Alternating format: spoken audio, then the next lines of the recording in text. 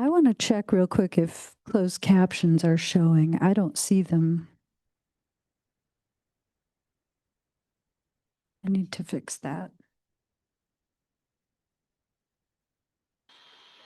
They were showing for me when I had the Good, thank window you. I got down it.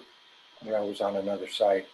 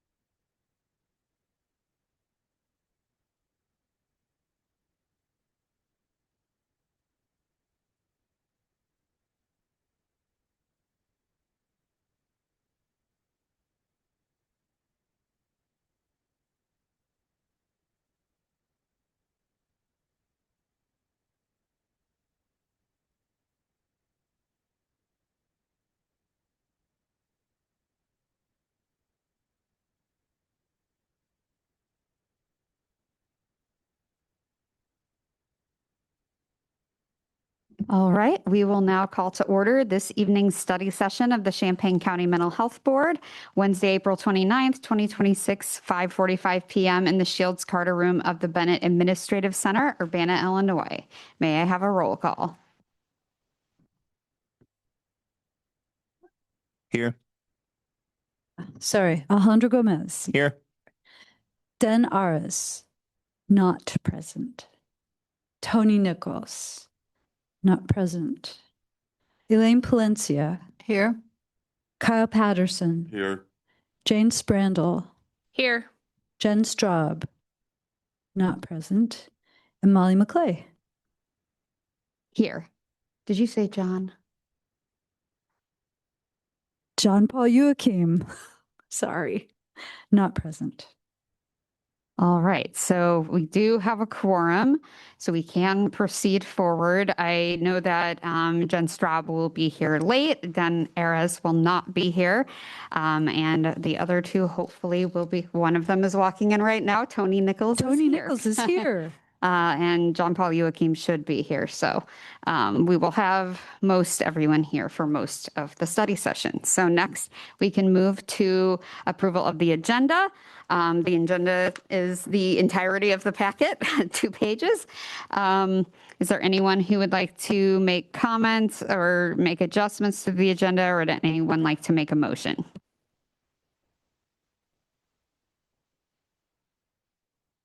If there are no modifications, I make a motion to approve the agenda as presented.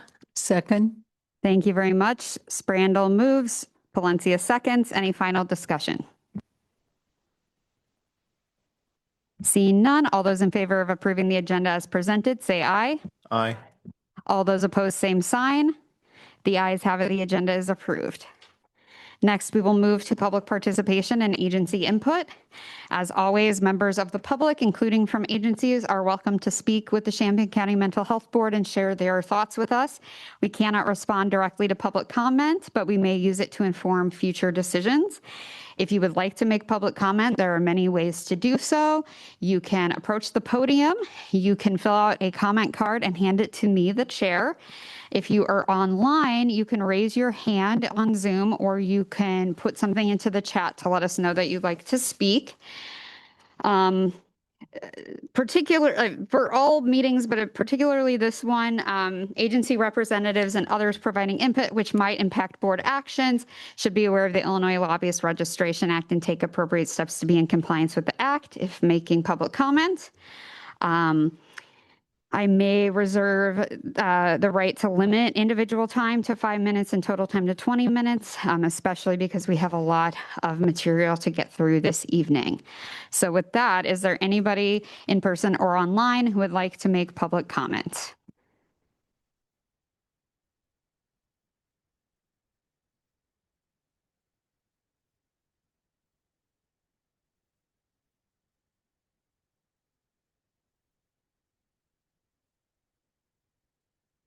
All right, it appears that no one at this time is wanting to make public comment.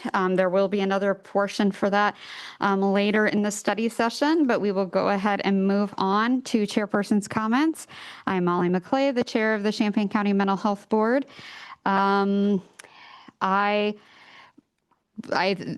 Yeah, I had comments, but I'm not sure if I'm just going to say them in the review of funding requests or not. So I'll waive my comments for now, but I'll do a little intro to what we have remaining in front of us this evening after our next item on the agenda, which is Executive Director Lynn Canfield's comments.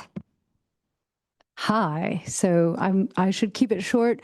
I did get a little bit of feedback about our staff intros last week, and I tried to make them shorter for this week. Leanne and I have been talking about them. Hopefully they're shorter. Maybe not. We'll find out. But anyway, I don't really have anything else to add. I'm going to try to keep up. I do want to note that John Paul Joachim is here. Tony Nichols is here. Okay. All right, thank you very much. So next we will move on to the contents of our study session, which is the review of program year 2027 funding requests continuing from last week's meeting. So for information and to support the board's reviews, CCMHB staff had prepared draft reviews of each request for program year 2027 funding. They are presented in a separate packet and may be referenced throughout the study session. So this packet is also available online for anyone who's following along. And we did reference this at our meeting last week, and we will be picking up where we left off. So I just want to give a brief reminder about the process for just a refresher, and anybody who might not have been here last time is that we have 17 remaining programs to review. Of those, at the time of our last study session, 4 of those programs did not have their audit or equivalent financial review document into us. However, since our last meeting, one agency that has 2 programs up for review has turned theirs in as of yesterday, and it has been reviewed by staff and all issues resolved. So first followers, we will be able to review those applications this evening. Unfortunately, GCAP and TASC have not turned theirs in, so we had voted to defer on discussing those applications until those documents come in. So unfortunately, we will not be able to discuss those again until the earliest May 20th, which is when we will next have a study session. So there will be 15 programs for review this evening. We will start with having Leon Bryson share a 1 to 2 minute overview of the program so that the board reviews can focus on, comments, questions, concerns. Each application has been assigned 2 board members to review it, and they can split up the applications however they would like to. I'm going to be keeping a stopwatch going and lapping us with each application review once it ends. Last time we ranged from like 3 minutes to 10 minutes for an application. So I'd like to try to keep it between 6 and 8 minutes as much as possible because, we have 15 to get through.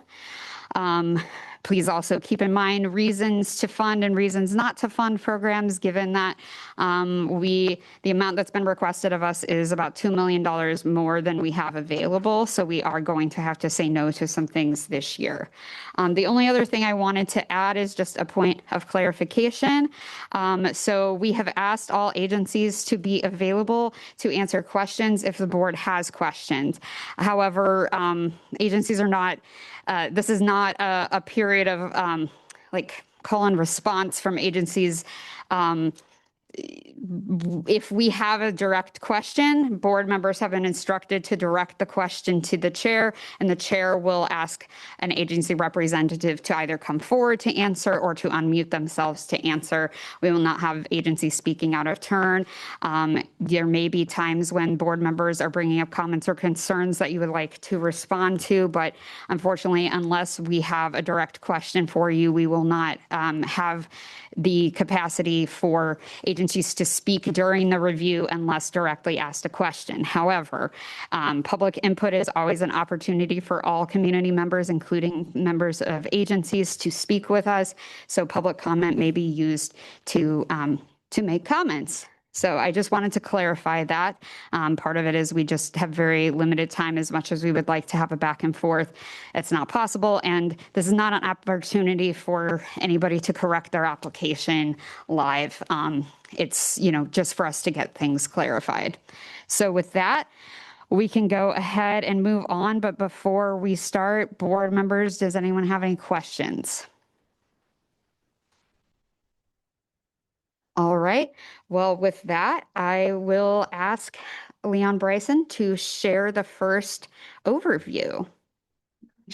Thank you. No pressure here. The first one is Don Moyer Boys and Girls Club. See you change. The request for $94,135 would continue a program the Mental Health Board currently funds, supporting a case manager and smaller portions of 2 indirect staff. The 10% increase in cost isn't explicitly justified in the budget documents, and the proposal does not increase numbers of people to be served. Offer intensive, personalized support for young people who have justice system involvement or related challenges, and supports for their families as well. All right. Thank you very much. And the reviewers for these are Elaine Palencia and Kyle Patterson. So please share your thoughts.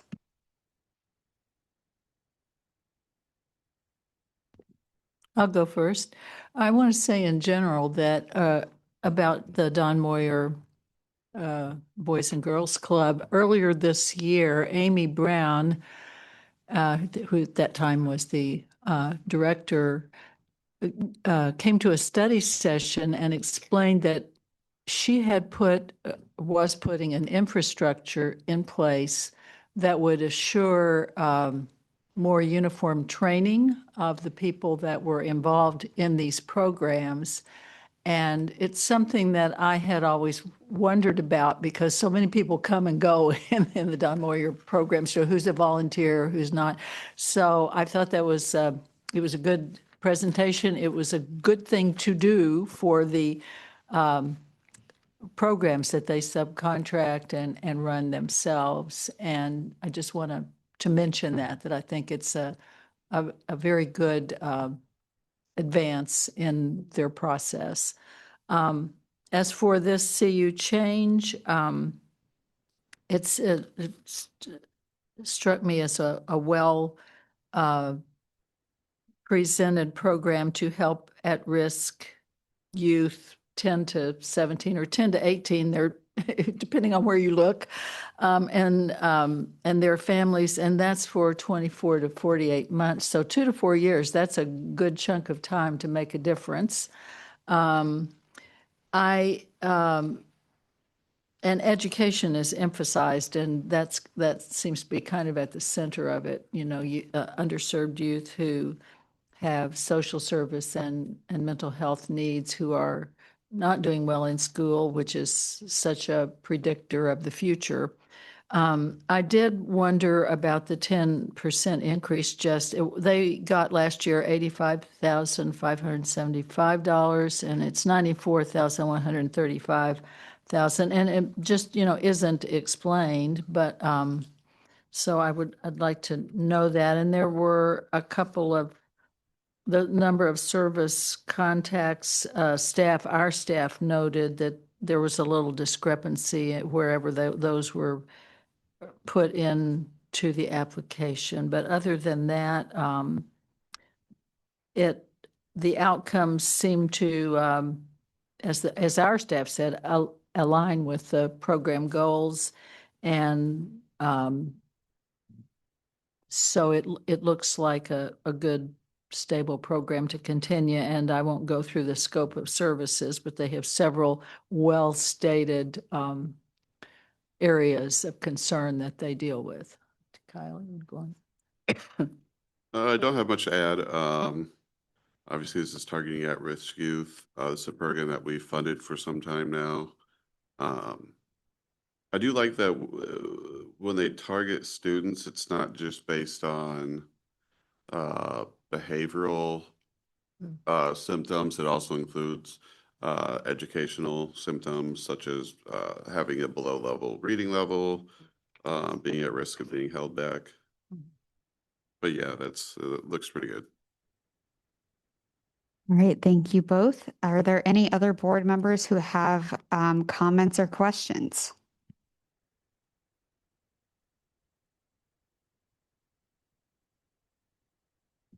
I think the only thing I would also be curious about is for the 10% increase. Again, everything is increasing in our personal lives, but if it would have said due to supply cost or salaries, that would have answered that one. But yeah, so it might be one of those things where we could consider, maybe just funding it like what we did last year or something. That might be an option for us. Any other comments or questions?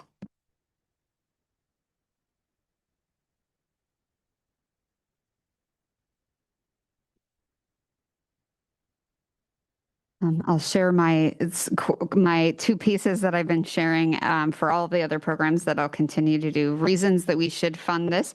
It's an important community program that we've funded for many years. It is working with at-risk youth who need a lot of support, and it's a core service where I think other services are not necessarily reaching this population. And I think it's good quality services that are very holistic.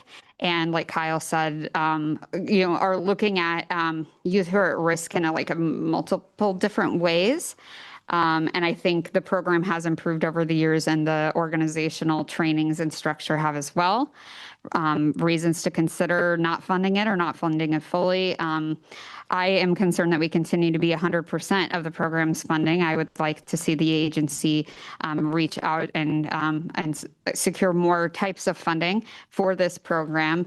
And also that they did not justify the reason for the increase, although the increase is quite small compared to some of the other increases that we are seeing. So it might be worth considering to fund it at a lower amount and encourage more diverse funding in the future. Any additional comments? I guess the one thing I would say is it says 94% of the requested amount is personnel costs, so I assume it's salary. Mm-hmm. Any other comments or questions?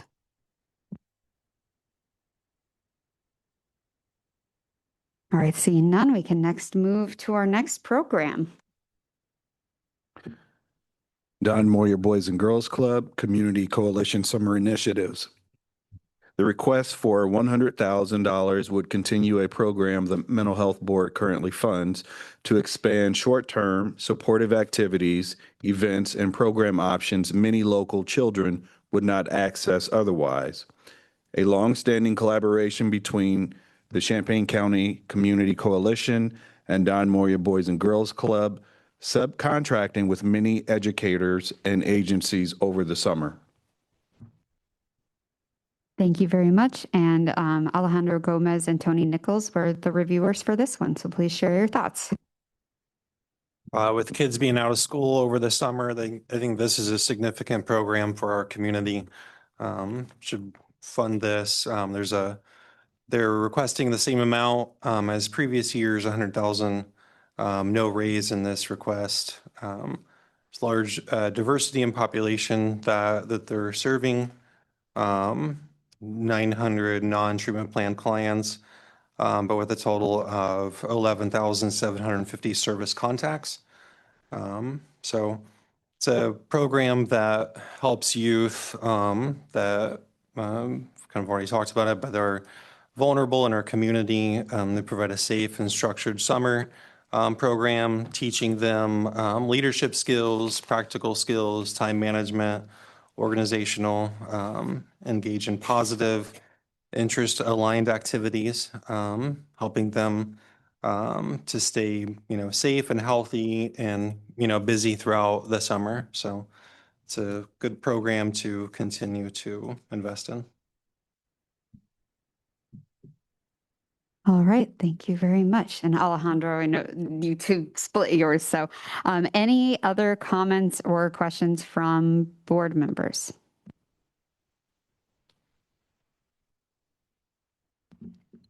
Well, I didn't do this one together, but I did know the previous program for the same agency had 100% represented, or the majority of the request went to personnel costs, and I believe this one does not. So, Thank you. Other questions or comments?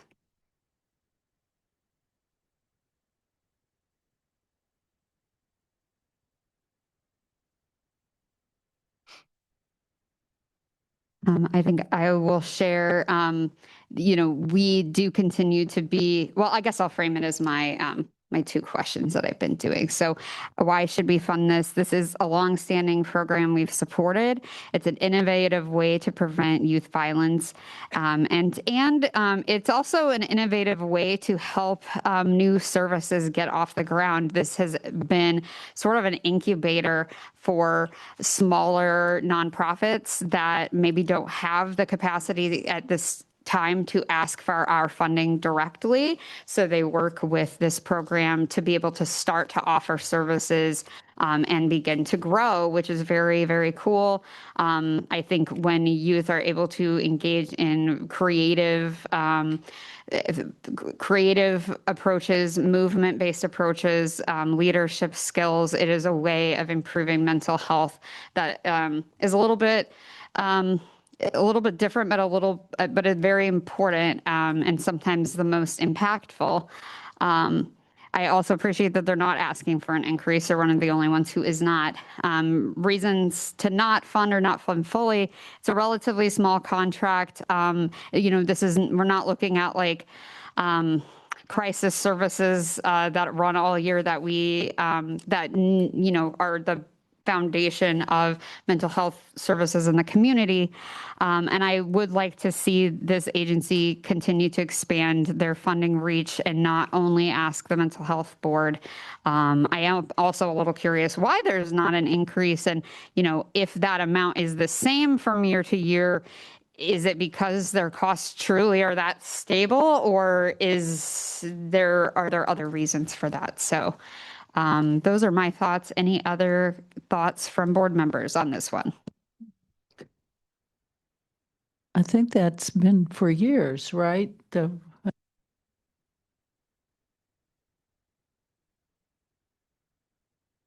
It was 107,000 for a long time because this was based on an agreement to sustain a piece of the Access Initiative project through this. And that was the cost, like the exact amount of the thing that we couldn't do directly. And then it went down to 90,000 for a couple of years because of our budget constraints. And then I think a couple of years ago, we brought it back up to 100,000. So it's been hovering. Yeah. Thank you. I mean, it may be that this is another year where we might have to bring it back down again, but I think, we don't necessarily, we're trying to determine in what instances lowering a requested amount makes sense versus not granting a request versus granting a whole request. So that's very helpful context. Are there any final comments or questions?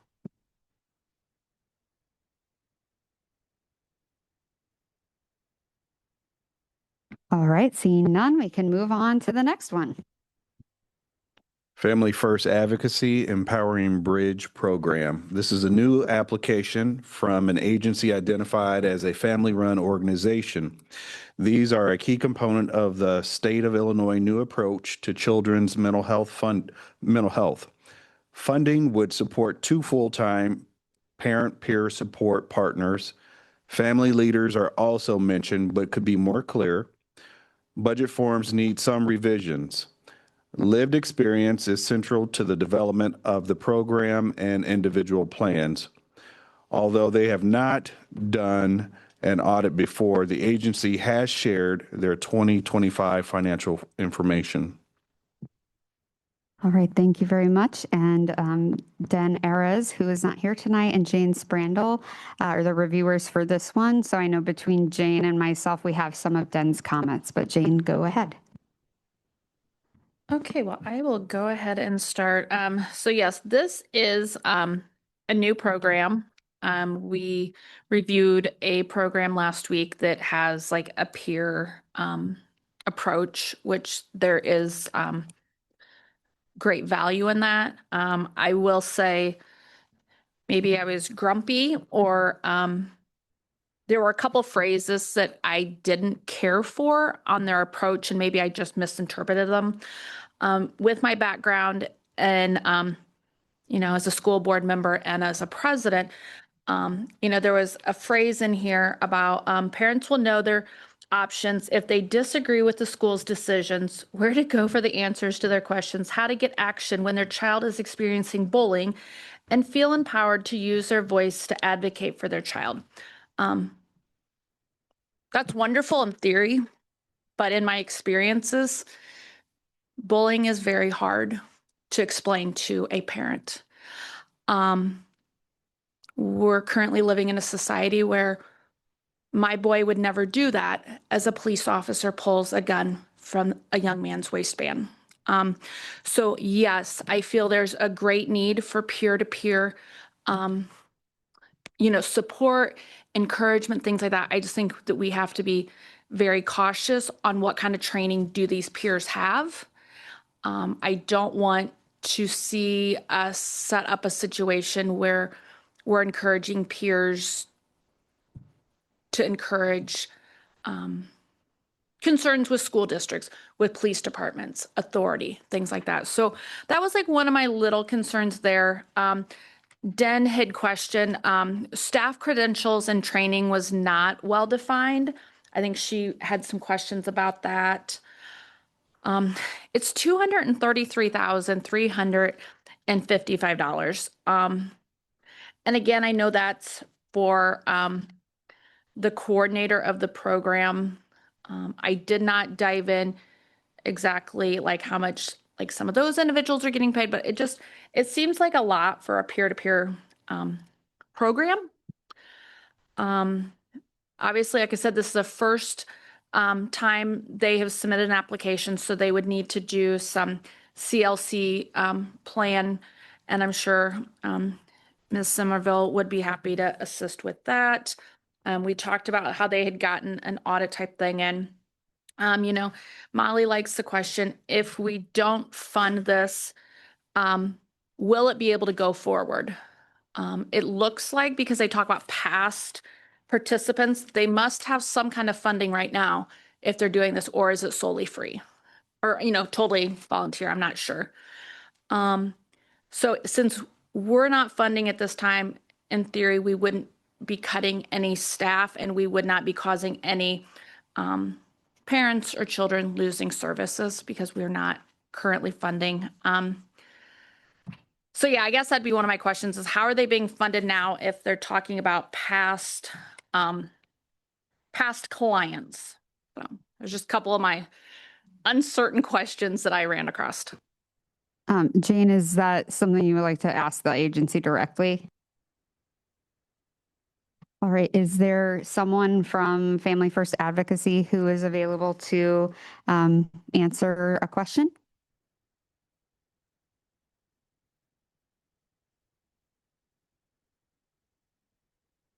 I can't tell from the names in the Zoom, but I can look through the chat.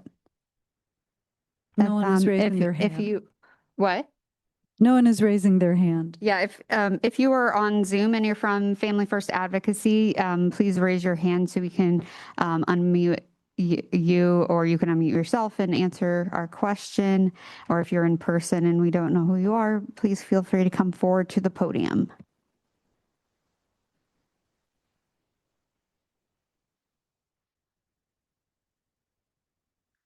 So I guess like finances is like my number one kind of question, like how are they currently running this program? They talked about sale of goods and services for $30,000. Well, what are those goods and what are those services that you're going to bring in some revenue of $30,000?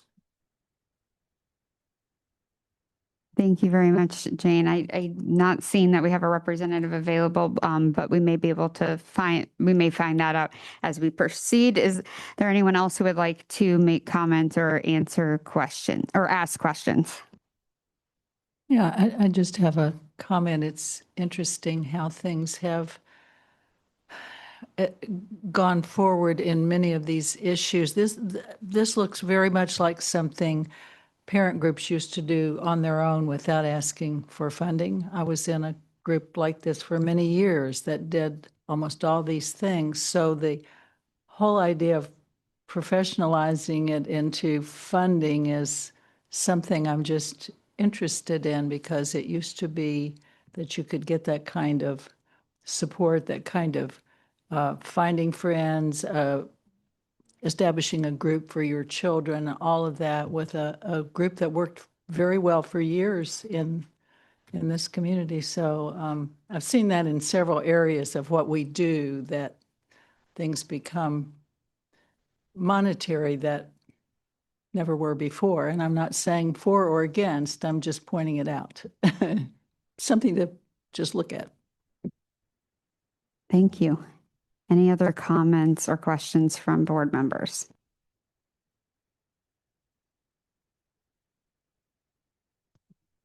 Oh, sure, go for it. Just to let you all know, this is a statewide family-run organization. If you all recall, Youth and Family Peer Support Alliance, whom the board supported for many years. This is an extension of that family-run organization. So it is an organization full of peer supporters that support families, individuals and their families that have lived experience. This is a huge model. And then I do also know that they do receive some funding from a foundation. Thank you very much for clarifying that. One thing I did want to say, kind of for reasons why to fund it, is that like peer support models are very strongly recommended, have really good evidence, and they're empowering. And I think this is a particular area with peer support where, at least unless I'm understanding something incorrectly, we don't necessarily have this kind of going on right now that we are funding. And it's, it's in issues that are intricately tied to mental health, especially helping families advocate for their children in the school system with their mental health and with other needs, I think is meaningful. And I love that lived experience is such an important part of this mission. Reasons to consider not funding it. It is a new program and we may not be able to fund any or many new programs this year. They did not turn in their audit equivalent originally. They did eventually, but it wasn't included with the original application. There's also, in my understanding from talking to staff, is that their accounting system currently does not use the type of accounting that, okay. This is one of those, if you ask somebody, do they use the accrual method of accounting? They'll often say yes. But we know from experience that doesn't mean they do, and that it can take quite a long time to transition from cash accounting to accrual. So it's one of those, it's a vulnerability that's sort of behind the scenes, like can really, really hurt an agency if they don't have support to get there fast. So they said they were, but because they haven't done an audit before, we didn't have any way to know what kind of accounting method they're using. Thank you for clarifying that. I think some of these concerns are kind of around the organizational readiness for working with our funding structure and our funding requirements. So if we did decide to not fund, we could encourage, improvements to these areas and funding in the future.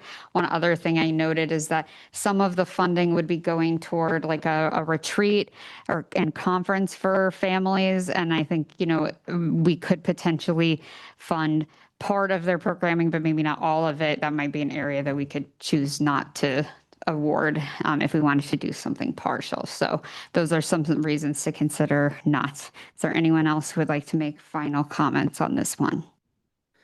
I will question, would it be appropriate, like if we have a few questions here, since they were not able to be present to answer them, can we send those, like say to yourself and Lynn, and they can contact the agency? Because at this point, I'm kind of like, I don't know enough. There's too many things I don't know. I would probably be like, I don't think this is a good fit this year. But if they're able to say, here's what we would have said if we were on the call, it might change my motivation. So is that something we can do, is submit questions to the agency?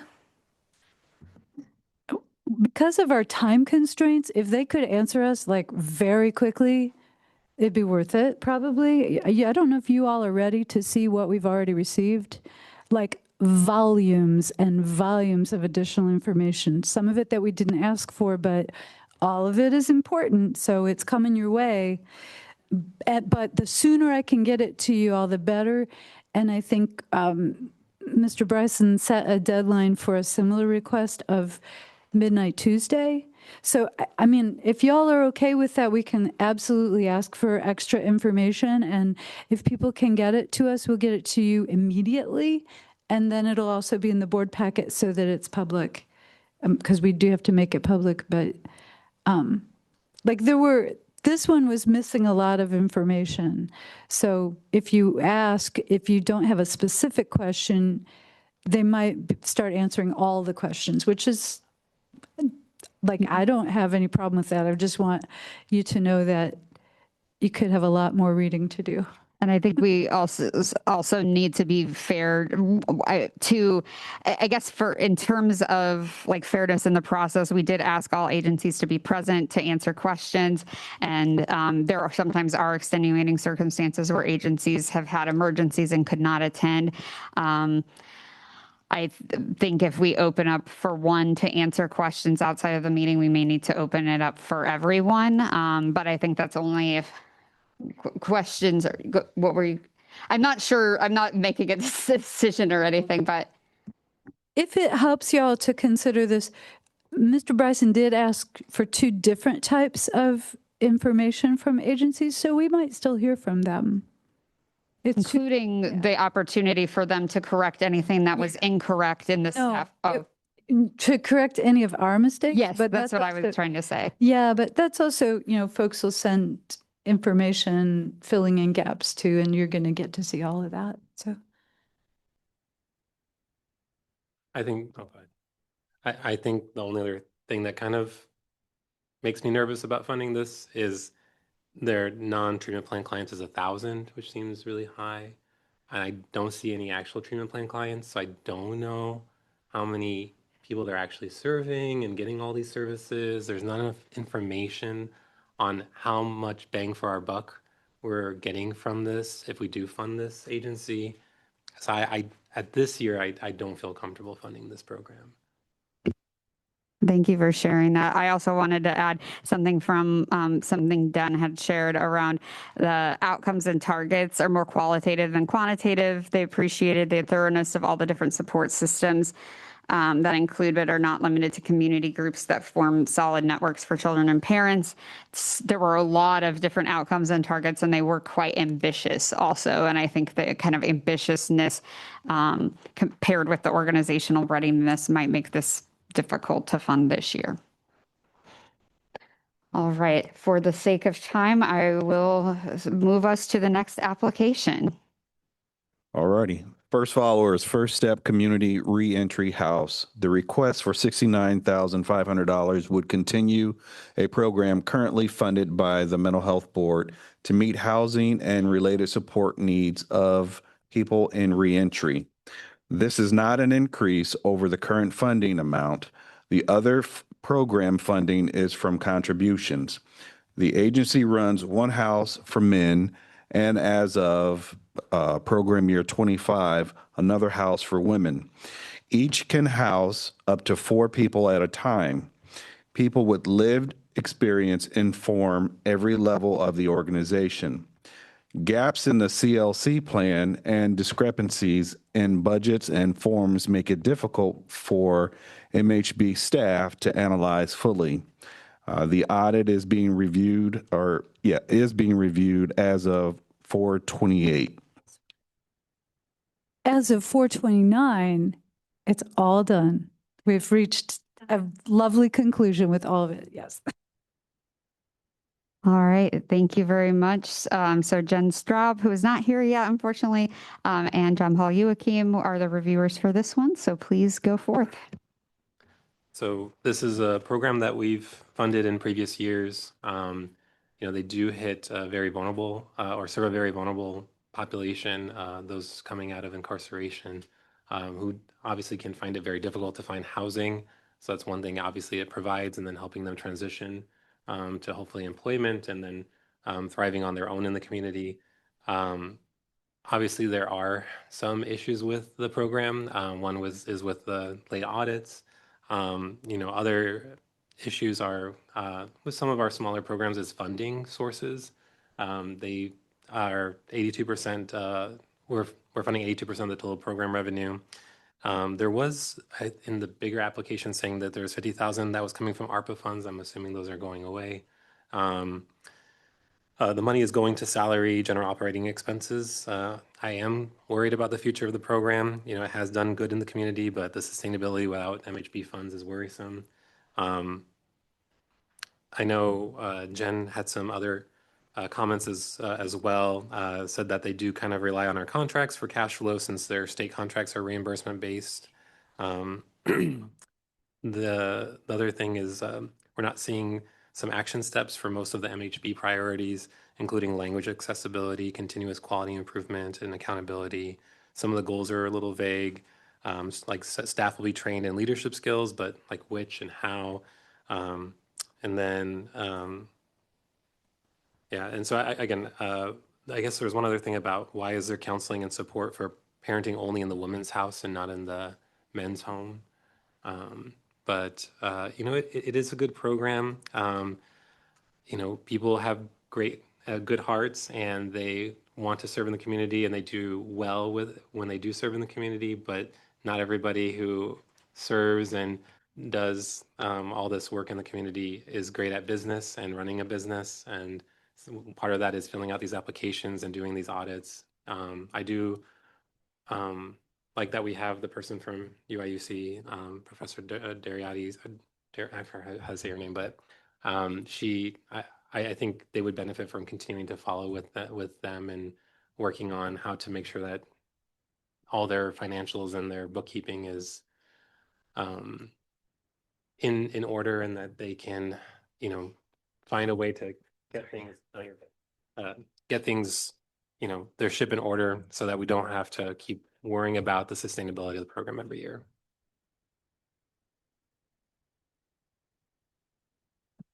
Jen, would you Seat, Jen? would you like to share? John did share a little of your thoughts. Jen will not share additional on this one, but John has already shared her thoughts. Any other comments or questions from board members?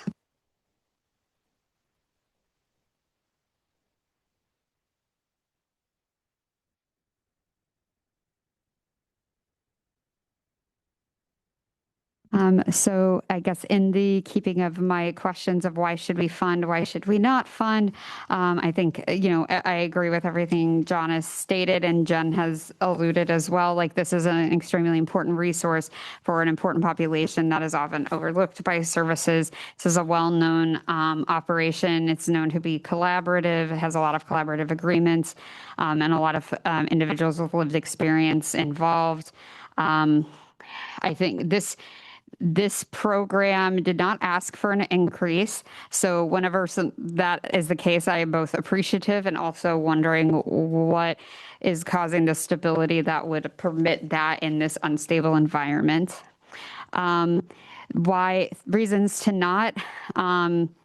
There were, I guess, it's been alluded to the issues of the audits not coming in on time. They've never been on time in the entire time we've funded them for the past several years. And some of the budget stuff, the financial stuff on the application was sloppy and did not quite match. I think there was an issue where stuff didn't match the two applications from this agency. And also the CLC plan was incomplete, which I wouldn't expect from an agency that's been funded many times before. So it is, that some of these issues have not kind of remedied over time is concerning, and maybe some reasons to consider, shifting or changing how we fund this agency, either with this specific program or the other program. Any other thoughts or questions from board members?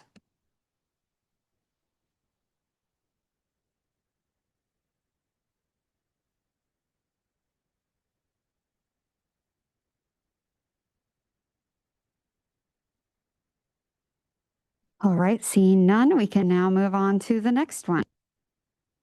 First followers peer mentoring for re-entry. The request for $120,000 would continue a program currently funded by the Mental Health Board through a variety of supports, such as the Drop-In Center, Workforce Course, and Gardening Initiative.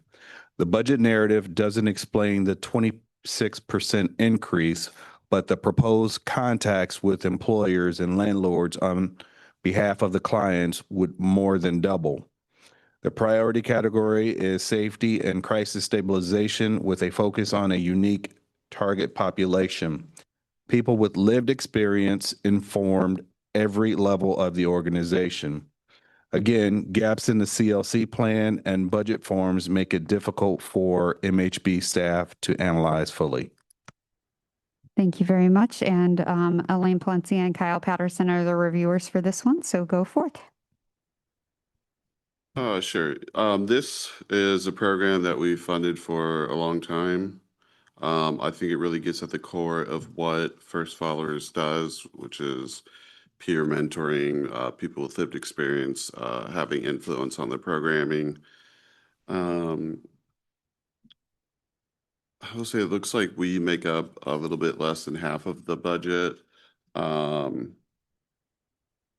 and I like that they are trying to start a urban gardening project. That's pretty cool. Yeah, so I have. Yeah, I certainly wanted to know more about the urban gardening project. But there's zero sale of goods and services, and so I'm wondering, is all the produce given away? Does it go to the people who are already connected to the program, or just, what happens to the food? And on page 36 of the big total application, there was some mention of $64,700 going to the topsoil urban gardening project. So I didn't know if, for instance, people who worked in that were being paid like the people in the workforce development course, or whether that was for the person who, or if it was, I'm sure they need to buy seeds and stuff, or the person who is directing it, or what. That was just an area I was interested in the whole idea of the gardening, just didn't know more, enough about it. And there were other places that the numbers I was wondering about. When you look at measures of utilization, there are 40 individuals in the treatment plan clients, and then the service contacts are 40 contacts with employers and landlords. I thought, does that mean there's only one contact per treatment plan client, or does it mean, I don't know what it means. It just seemed like that just seemed like a low number for service contacts, for sure. And then the staff pointed out that the total agency budget has a deficit of $89,800, and the total program, I guess this total program is, I don't know, a surplus of $53,000. But the CCMHB part balances, so that's another place where I just didn't understand the math. But I mean, I like, the program. I like, because this is about giving people something to do that is going to inform how they live their lives, and that's a wonderful idea. So that's all I have. Thank you very much. Are there any other comments or questions from board members?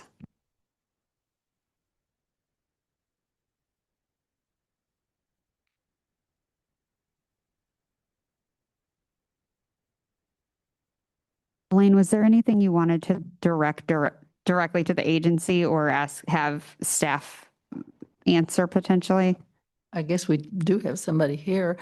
Sure, I was curious about how the gardening program works financially with what we've been given. Yeah, that'd be good to know more about that. If someone from the agency could come forward and answer the question, that would be great.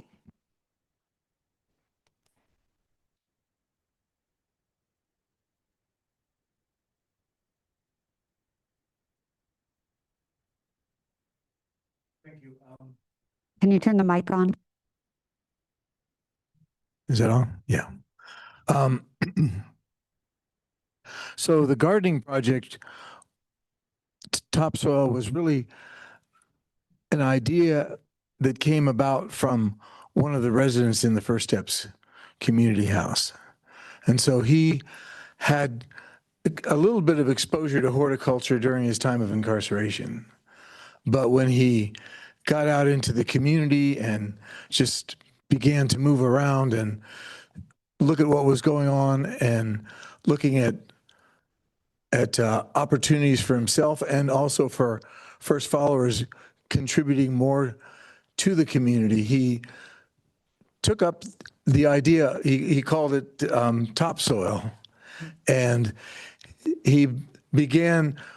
We began at a house that we had. So we built raised beds, I think about 7 raised beds in that house, and that was like about 3 years ago, I think. So it was really just kind of volunteer work at the outset, but now it's grown a lot. We have other houses. We've also made partnerships with Sola Gracia and other organizations that have to do with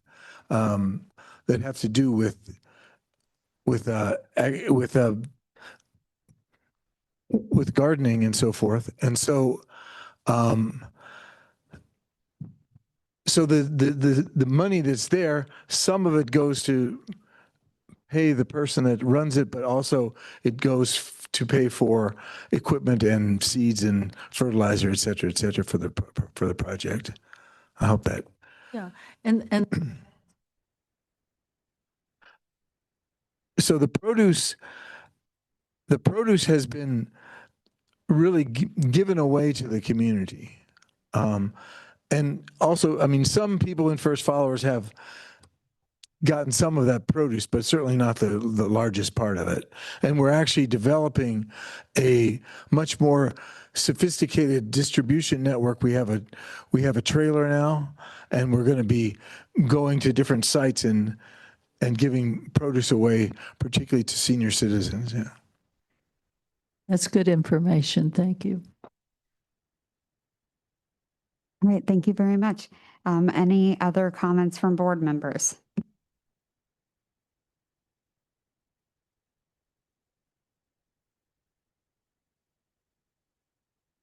I guess in terms of reasons to fund, I think we've been talking consistently about the importance of peer support as an important model of serving many communities. I think the program services are well defined and innovative. I like the outcome measures for this program a little bit more specific, I think, than the other program. It's a well-established and well-liked and collaborative agency, and lived experiences at the base of everything they do. Reasons to not fund would be similar to what I've said before around the audit piece, the specific financials in this budget proposal, the CLC plan being incomplete. I think I'm concerned about what happens to both programs when ARPA stops, and if our funding were to stop. I think since we are not the full program, we do not comprise as much of the program budget for this one compared to the reentry house. So if I was going to pick one, I would fund the reentry house, but other board members are certainly able to disagree on that. But those are some thoughts on there. Any other comments from board members?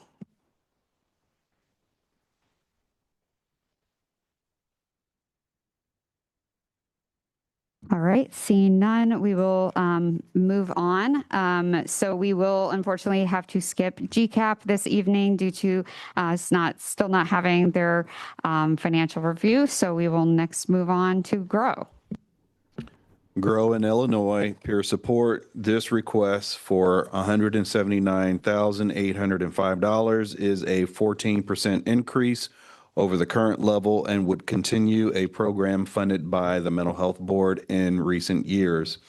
A unique 12-step peer support approach to mental health recovery with experienced members leading many groups in the community as well as the jail. Discrepancies in financial forms make it somewhat difficult to interpret. Not clear the full amount is needed, but MHB funding is 96% of the total program revenue.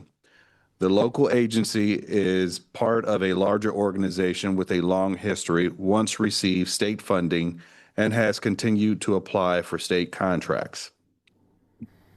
All right, and Jen Straub and John Paul Joachim are the reviewers for this one, so please go forward. So I guess like Leon said, we do fund 96% of it, so that does worry me, like with other programs. And then there are errors in the budget form that make it difficult to determine funding based on staff's evaluation. On the other end, they have 3 dedicated people with 2 that are in the jail every week. So we are targeting high need individuals in the community. But like staff said, like Leon said, I don't know how much funding they truly need from us. And at some point, they do need to get other funding. We have talked about this to them in previous years, even when Jillian Rappaport was on our on our board. So I would like to see some demonstration that they have at least applied for other things, even if they did not get funding from other areas. I want to see in the form that we've tried to apply for. I wonder if that is something for future years and applications, like, not just what funding you have, but what have you tried? And even if you failed, so then we can say, oh, okay, you're trying. There's just limited resources, which is often the case, but I want to see demonstration that you've applied. Do you have a comment, Lynn? If you have a question for me, or I think the director is here, but we just learned this afternoon that they did apply for it and get some other funding. We are going to meet with them tomorrow to get a clearer understanding of what it is and if it's actually like this program or a separate program. But So your dream is coming true. Well, that's great to hear. Yeah. So, I mean, I know a lot of these agencies are applying, but it's nice for us to make an informed decision. That's all. But otherwise, I do like the program. Hopefully we can fund it, or at least most of it this year. Just to follow up on that, it's a great and well-established program. We certainly have a high need for recovery programs in our, in our county. They have a really impressive number of TCP and NTCP, which I was kind of blown away by when I'm reading the application. I wasn't able to determine a really clear need for the increase that's requested. And so if we were to fund, I might suggest funding at last year's level. Thank you both very much. Any other questions or comments from board members?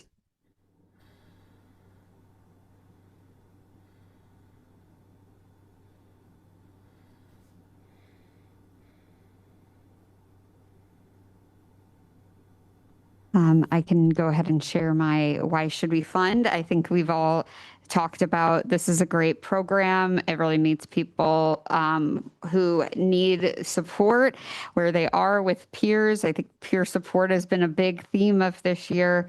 It is a well-loved program. It's a long established program, and we've heard many good things about other partners really appreciating their work. I think potential reasons to not fund or not fund fully. I think in addition to the things that have been shared, I think like there have been late audits in the past. I don't believe the audit was late this year, but please, yes, they were on time this year. I think there were some aspects of the financials that were challenging to understand. And again, like not sure that the increase was fully justified, and also hope that they will expand funding, and are really heartened to hear about what was shared with us today. So there was something else I was going to say and I don't remember. So those are my thoughts on that one. And hopefully, I was going to say one reason to fund is I believe, if I'm understanding right, and Lynn and Leon and Chandra, maybe you can tell me, they do have funds set aside for a bookkeeper from ours. Is that correct? Yeah, I think they're one of the agencies, and First Fallers has just left, but both of those agencies, I think, do have a consulting bookkeeper, or they may have one on staff. You know, after we asked them to do that, they did it. I'm always glad to hear that, and I'm sorry I missed that for First Followers, but that's very good information. Brenda wants to say something. Can I say something? Unfortunately, we're not going to have time unless there's a specific comment from a board member or a specific question from a board member. Sorry about that. Are there any other comments or questions from the board?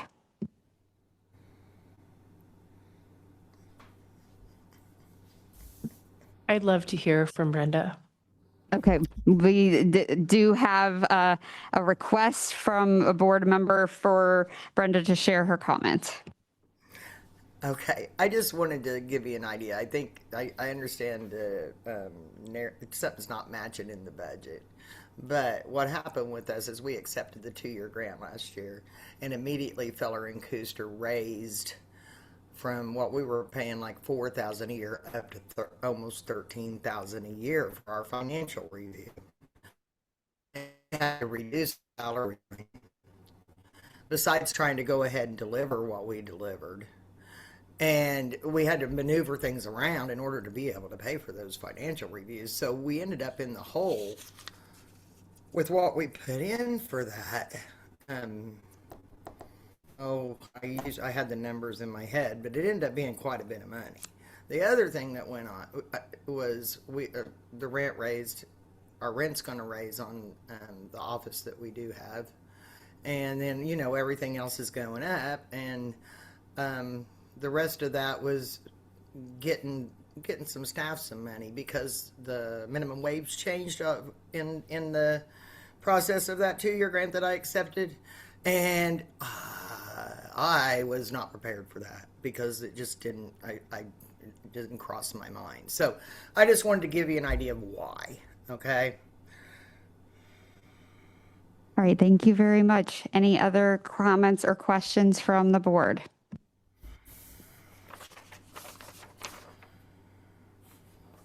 All right, seeing none, we will move on. I respectfully ask my fellow board members to please be very clear and precise about what questions you have and direct them to me out of fairness to all agencies, because we're starting to get in a slippery slope here. So if you have a question, please state it very clearly and direct it to me so that we can, instead of me guessing. So we can next move on to our next application. Habitat for Humanity Home Buyer Program. This request for $229,560 would support a new program, though the agency was not previously funded by the Mental Health Board. The Mental Health Board portion would be 12% of the total program revenue, supporting 81 people to participate in the home buyer program through the build process, or those who've purchased a home through Habitat, and supporting 128 others in the education program. While the program does not include direct behavioral health support, its eligibility criteria include consideration for people with medical or disability accessibility needs, and engagement focuses on people with lower income and lower loan approval rates, often members of historically under-resourced groups. Thank you very much. And the reviewers for this one are Elaine Palencia and Kyle Patterson. So please share your thoughts. Well, though they are new to us, of course, Habitat for Humanity is has one of the biggest profiles for helping people in a community. And so I think the really only question I would have, and it's already been stated that they look at historically underserved communities to help them. 90% of the families in the homeownership program I identify in that the BIPOC category. And as was just said, they look at people who have medical and disabilities needs, but as far as I can tell, they don't prioritize the part of the core group that we think about, which is mental health or substance use, people with those issues. And so I think, there's no question that it's a valuable program to the community. Our question would be about defining how widely do we define our own mission. Is it mission creep to say, well, yes, of course, you're going to have mental health issues if you don't have a home and you need one, that we know that. But so that's the only issue that I have really, is just that how specifically or how broadly we see our own responsibility in regard to this application. Kyle? I think everybody's heard of this organization. It's a national organization. It's very well regarded. They do great work.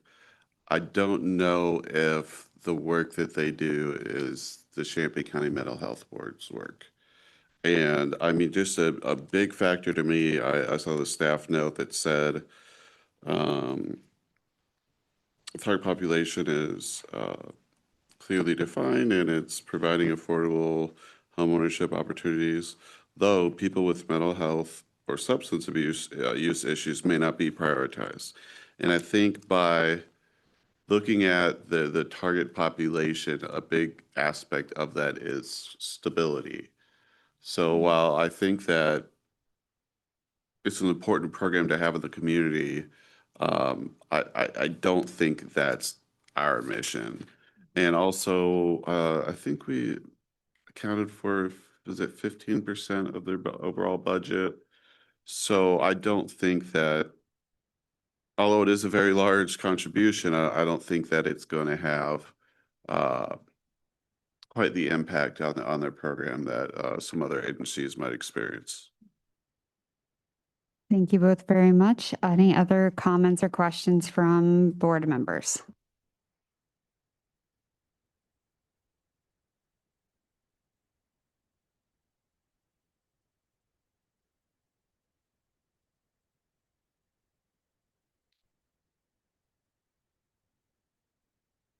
Right. I would say reasons to consider funding, having stable housing impacts mental health. I also appreciated that, many, like most of this, even though this is a new application, there's like rules were followed.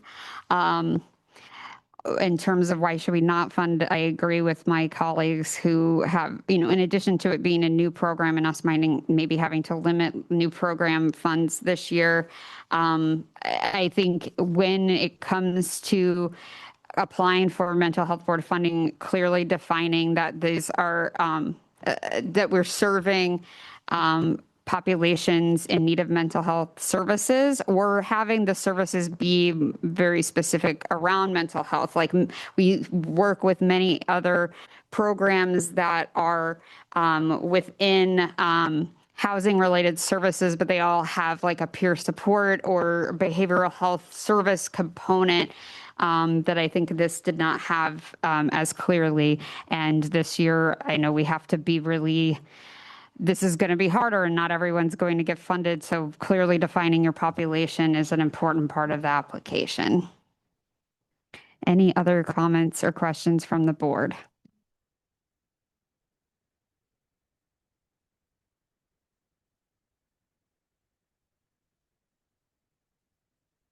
All right, seeing none, we can next move on, and we jump from the alphabet from the letter H to the letter P. So we are nearing the end sooner than we think. Promise Healthcare Mobile Clinic. This request for $200,000 is a new program component which the agency would prefer to add to one of the programs currently funded by the Mental Health Board. This amount would be 76% of the total program revenue, with other payers comprising the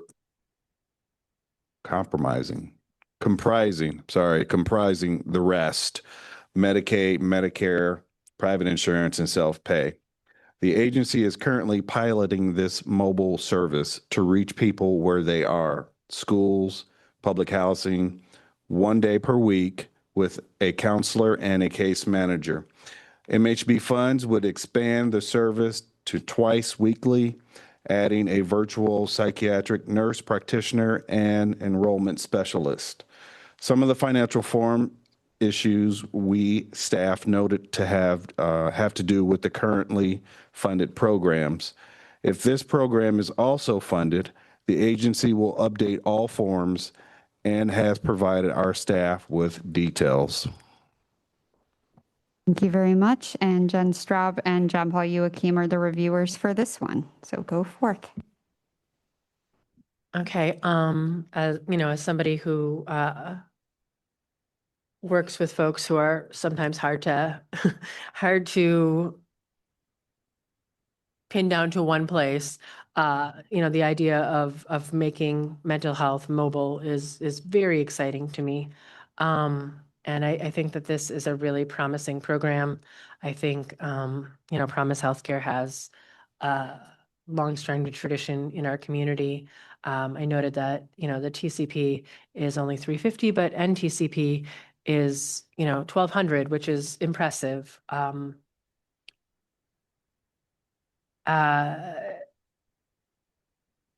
I think in this time where we are not Scrooge McDuck, reveling in our pools of money, unfortunately, we would love to. And I see that this program can exist without our funding. It is existing without our funding. I wonder if it's not the time to wait until next year to consider funding any new programs. Yeah, so I think, it says we are funding 76% of the total program revenue, but they will be starting this spring in providing once a week services without us, without our funding. With our funding, it'll be 2 days a week. Um, it is going to be a slow process, this endeavor. No-show rates for new patients when I see them in the clinic is easily around 50%. And even if you call them the day before, even if you call them the day of, it doesn't matter. And for psychiatric patients with mental health needs, they oftentimes tend to have more transportation issues. Yes, going to different sites is going to be making it easier for them, but I don't know how consistent the service will be for each patient, and how consistently those families or patients will go to those places for their visit. Because even in our mobile clinics, no-show rates are on the higher end too for when we bring our specialists like cardiology or pulmonology or any of the other ones that go on the mobile clinics. It is not easy to have consistency. Um, Counseling, that is great. I think most of the TPC, the treatment plan clients, are going to be counseling. A lot of it will probably getting them case management to get them probably onto Medicaid if they're uninsured, so then they can get services more easily, get medical transportation for visits arranged for them to go to the brick and mortar locations. But again, this is going to be a slow process.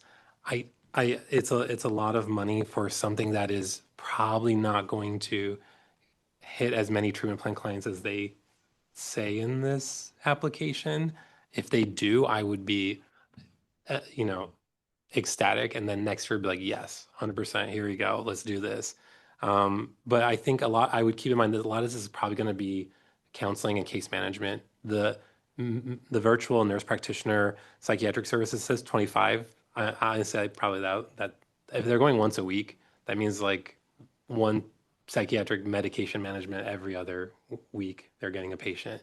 So it's not really like people coming in with bipolar who want Abilify, or kids with really bad oppositional behaviors getting risperidone, like antipsychotics or mood stabilizers or medication management, because that is going to be very hard. Counseling would probably be a lot easier to do on the mobile clinic. Again, though, a lot of these people, I don't know, can they get them from other sources that will be covered, or is this already overlapping services? Are kids getting it in school counseling? Are they being referred? There's a lot of places in the area that take Medicaid if they have the medical card, for counseling now more than they used to. Places like Envisage, places like Evergreen, Promise Healthcare obviously has a brick and mortar. There's Rosecrance, there's Hope Springs, ABC Counseling for kids at least. Yeah, a lot of these places people may not want to go, but there are a lot more options than there used to be. It's really going to be the uninsured. And so really case management, getting them Medicaid is going to be the biggest step. So I don't know. I would like to see them demonstrate the success of the program and then come back next year and see, is this worth funding? What services have they been providing? What was their success rate? What have they learned? What are they going to do different? One thought I had along with what you're saying is there a greater stigma maybe getting mental health care on a mobile clinic? Or is that not I mean, because I guess it'd be different. Oh, I had to get my flu shot versus, well, I had to talk to someone about my behavior or my depression or my attitude or. I mean, I think it depends on what you're going in for, right? Like if you're going in for ADHD, people have no problem coming in for that because it's like an obvious thing that it's just been like, okay, this is the last straw. We're not doing well in school. We need to do something right now. Anxiety, it's usually the parent dragging the kid in, the kid not wanting to do something. Depression, same kind of thing. It depends. I don't know how it is with adults. Usually oppositional behavior, it's usually the parents bringing the kid in, like they are biting, yelling, screaming, hitting the teacher, not following directions. There's a lot of and the treatment for oppositional behavior is counseling, is therapy prior to doing medication. Medication is the last tool in the toolbox. But I think the stigma is in certain communities, but I feel like if people are going there at that point where they've gotten to that point where it doesn't matter to them, the stigma, they've overcome it. If they are going to that clinic, typically, the biggest issue is people having the time, having the planning skills to make sure they're consistent with these things. And that's very difficult. I had a question for our staff, actually, based on something that I read in the program summary. I believe there was something mentioned about that they could potentially amend their current contracts related to this. Like, I guess what I'm wondering is if we did not fund this year, could they amend their current contracts so that the services we're providing that they're providing through our other contracts could be provided in this mobile clinic? And am I misunderstanding something that was in the program summary? No, I don't think you're misunderstanding. What they had asked to do was, could they just add this to one of the existing contracts? So this would be, I think, to the mental health services contract. I mean, it would fit with either one. But because these services are included in the other two contracts. But that's not typical for a 2-year contract. So I suggested just make the application. And it's also my advice, which caused the appearance of mismatched financials that Chris Wilson noticed, because I said, don't change the other programs unless the board approves this. Like, they'll have to change all their total agency charts if they get this extra money. I just didn't want them to do any of that until there was, a board decision on it. So that's why you get these comments about, like, the financials are a little mismatched. But I think what you're asking is, could they add the services for the same cost? Is that what you meant? Yeah, essentially, like if the services that they're currently providing through our contracts would be provided in this location, could they take some of their current, if through a contract amendment, take some of that current contract and apply it to this location, essentially? And it sounds like they could do that. They could absolutely. We just can't raise the amount of a contract without, that can be done through a contract amendment process, but it's a full board consideration. So it'd be the same as this, except at a different time of the year. Yeah. All right, thank you for clarifying that. I also just wanted to note that if I'm remembering, if I took my notes correctly, that some of the psychiatric services would be provided over telehealth through the mobile clinic. So I'm not going to lie, I don't know if I'd want to walk into a mobile clinic and then sit in front of a computer to talk to a psychiatrist. And I say that as a predominantly telehealth provider. I mean, my clients will see me from their parked cars, but like, that's their comfortable location that they're choosing to see me from. So that was something that I also wanted to note. I can give my overall spiel, but I want to give other board members the chance to comment.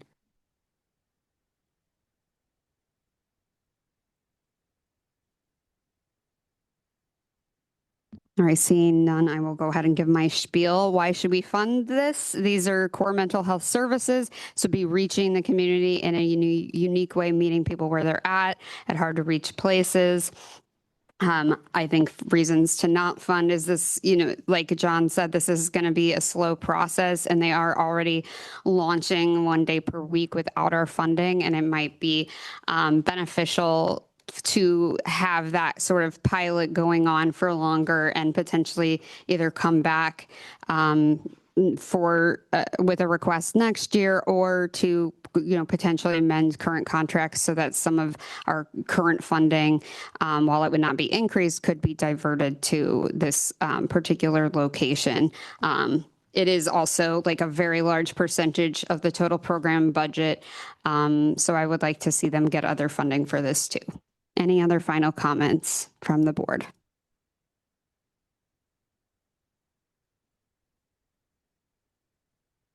All right, seeing none, we can move to the next one. Rosecrans Behavioral Health Urgent Care, another new program request from an agency which has operated several MHB funded programs and made many changes in the last few years, partly due to other funding opportunities and, in this case, to input through their community needs assessment process. This request is for $360,000, which would be 37% of the total program revenue. Other revenue is from Medicaid and the State of Illinois Division of Behavioral Health and Recovery. The proposal is to offer 1,100 people crisis intervention and clinical assessment, diverting them from emergency room care and stabilization plans with linkage to other services and supports. Thank you very much. And Den Ayres and Jane Sprandel are the reviewers. Den has shared some comments that I think between Jane and I will be able to share. So Jane, go ahead. I definitely love the idea of this program. I think it's something that we desperately need. I feel like our ERs are inundated with mental health concerns right now, and it would be nice if those situations could be diverted elsewhere. A couple concerns I do have with this is, and we are only going to be like 37% of the funding of this, but $360,000 is a lot of only pennies. So I don't want to say, oh, it's nothing, because it really is something big. A few concerns I had was they are going to be hiring 11 full-time positions to be hired. And I shared last week, that phrase scares me in this community. Are you going to be able to find 11 trained people who will be able to stick with this work? Very hard and challenging work. Like I said, I love the fact that they will be working with first responders and stuff. I think Rosecrans has a proven track record of, really being beneficial to a lot of people in this community. So that's not lost on me. One thing that kind of concerned me was urgent care is located on their Moreland Boulevard location. The facility will operate 12 hours daily, 9 a.m. to 9 p.m., 7 days a week, year round. Without this funding, operating hours will be limited to standard business hours. And that was after I read above how this is targeted at the people who need it at their most vulnerable times, which are probably after 9 p.m., but I don't know that for a fact. So I guess as much as I love the idea of having 12 hours of immediate care, what about from 9 p.m. to 9 a.m.? Do we then just drop them off at the ER? I guess that would be a concern. I guess I'm not the one making this plan, so that's why they didn't do it 24 hours like I might have. Like I said, the biggest thing probably was the fact that they don't have the staff already on hired. So that's concerning. Again, this has been a really hard year to look at applications that make a lot of sense, but do we really have the funding to meet their request? Not sure if this is something that we could assist on maybe a smaller scale, being that we are only 37% of their funding, but then at what point is it not worth them expanding this opportunity to the community? Thank you very much. I wanted to share a couple of things that Den had shared. They were talking about the outcomes and targets, 60% to receive same-day clinical assessment and crisis intervention during the afternoon or PM hours. 70% presenting in crisis will be safely stabilized and diverted from emergency department referral or law enforcement involvement at service. I believe 90% served will be discharged with documented stabilization planning and linked to follow-up services, supports, or community-based care. Den had also shared, and they shared it in their notes, but they also shared with Lynn and Leanna and myself and gave consent to share this, that a program like this at Rosecrans was very helpful to them when they were in college in a crisis and was their intro to lifelong psychiatric care. I believe it was the respite center. But, I know we've not always necessarily we've heard a lot of negative things about Rosecrans, and I think it's important we share when these services are really beneficial. So I wanted to share Den's perspective before I share anything of my own, but I wanted to open it up to other board members first. I almost wonder how much it would be just to fund if they could do like Saturday, Sunday for like 4 hours, like in the afternoon or something. That'd be a good, if it was a lot cheaper, then, it's going to be hard to hire people to work from that 5 p.m. to 9 p.m. during the weekdays, especially anyone who has a family. It's going to be also hard to hire people who have families to work on the weekends too. Unless everyone's picking up shifts, and they're working different shifts. Like if you like work in the ER, that's how it is. And then also, are they paying them more if they're working those off hours? I don't know the answers to that, because then that would make it, more like with our funding, can they determine how much they're paying people? Or is there is there a guide on how much they can pay somebody? Is there is it by the position, or is there a leniency based on off hours? I'm not sure. I know a little bit about the crisis intervention services that Rosecrans provides in other locations, because they are the ones who provide clinicians to respond to these situations at the hospital 24/7. So I guess my interpretation was that this would essentially be providing similar services in a different location, but potentially at different times. And the reason that I find this program so compelling, one is it's part of the darn it, why am I blanking on this? The CCBHC, is that the right model that they had talked about back in the March study session, and the state was supposed to fund this and required this as a part of their being a CCBHC, and then said, oh, never mind, we're not going to fund this, but they still want to do it. I know as a clinician that the idea of going to the hospital to be triaged for possible hospitalization is terrifying. I have rarely had clients I've worked with in my own career who did not have a semi-traumatizing experience having to be at the hospital. And the idea, not to mention the situations where law enforcement are bringing people to the hospital. The idea that you could go somewhere that's not the hospital and get assessed for this in an environment that is way less overwhelming is huge. And I think, I don't want to assume anything, but I would assume that the clinicians that would be providing these services would be fairly similar to ones that are at the hospital already providing the services. It would just be in a new location that has the potential to be more trauma informed and less overwhelming to people.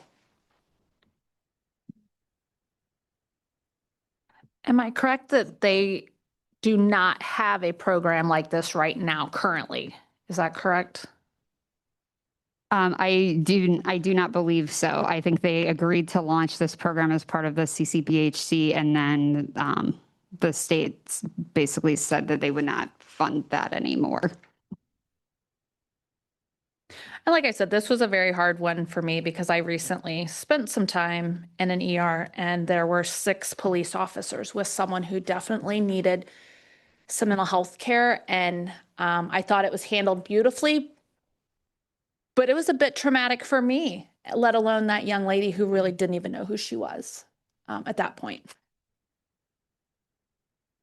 Other comments from, John, were you going to? Yeah, I was just thinking, because I'm a pediatrician, I was like, there's SAS, but I'm like, wait, is SAS only for kids? And apparently SAS is only for kids.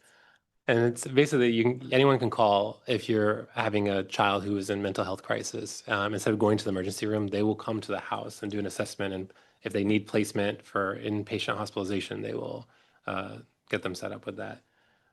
It's state funded through the state of Illinois, but it goes up to 18, and they do up to 21 for some cases, it looks like. Yeah, I think I have many friends throughout my career, especially early on as a social worker, who worked for either SAS or the Rosecrans, at the time, Community Elements Crisis Intervention Team. And it was essentially that delineation.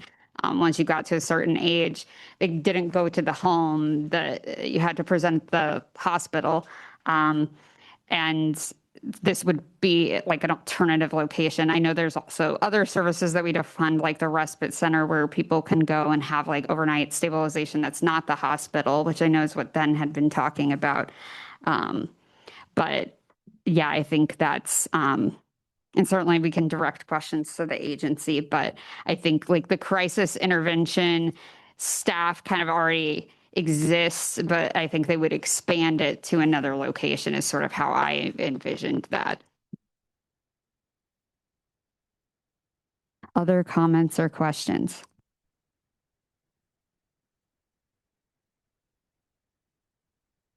I think I've sort of made my rationale for why we should fund this clear, but I think it has, it's sort of similar to the promise one where this is like delivering services that already exist in a new location that has a potential to be helpful, and that we're being asked to help fund part of it, but also that the service will exist without us.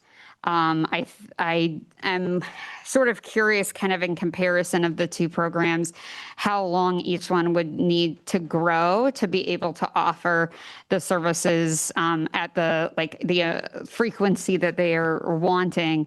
But I think being able to offer these like nighttime services for this particular program, I think would be particularly useful. I mean, essentially, it's like the equivalent of convenient care, but for mental health. In terms of why we should maybe consider not funding it is that, you know, is this something that needs some more time to grow? Do some state and other entities funders need to step up and do the thing that they said they were going to do? Or could we fund it at a lower level and still have the program be able to exist? Any other comments or questions?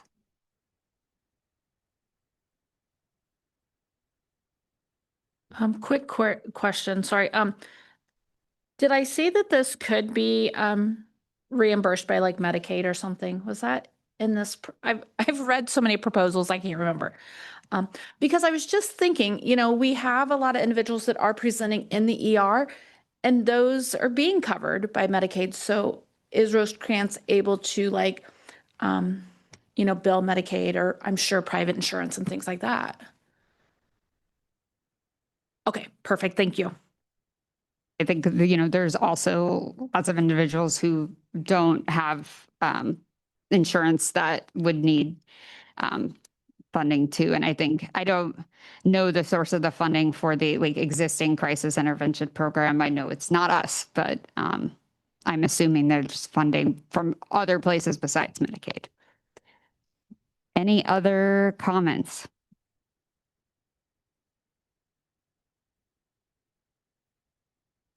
All right. Well, we are more than halfway done. I meant to say that before this one, but instead I forgot to reset my stopwatch. So it looks like we've been talking for 25 minutes about this app, but really is 25 minutes about the last two.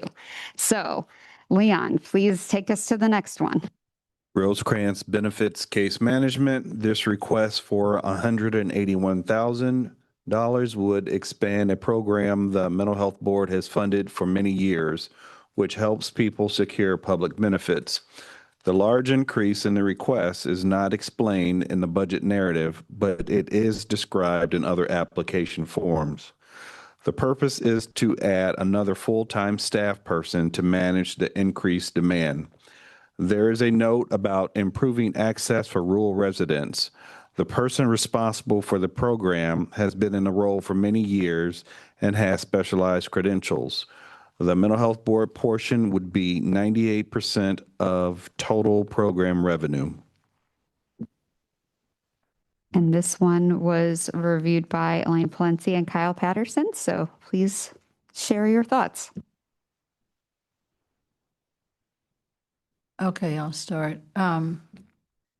So we've talked before about the, you know, growing industry of benefits case management that becomes so necessary with, as is mentioned here, you know, changes in requirements and all the things, the instability of federal funding and coverage instability that makes people, you know, destabilizes their search for benefits. So this is a proven program. And adding the second case manager is going to improve accessibility for rural residents. It was noted in the full application. People, are going to be served in their homes. I had the question that when I looked at the list of people involved, there were so many staff openings. There were 12 staff openings at the time that this was printed. I don't know if that's changed, but just, yeah. So I didn't know, I'm sure they're working on that, but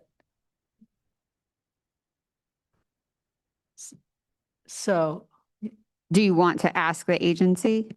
well, we could, yeah. Is there someone here from the Benefits Case Management Program who could answer that question? Elaine, could you restate your question?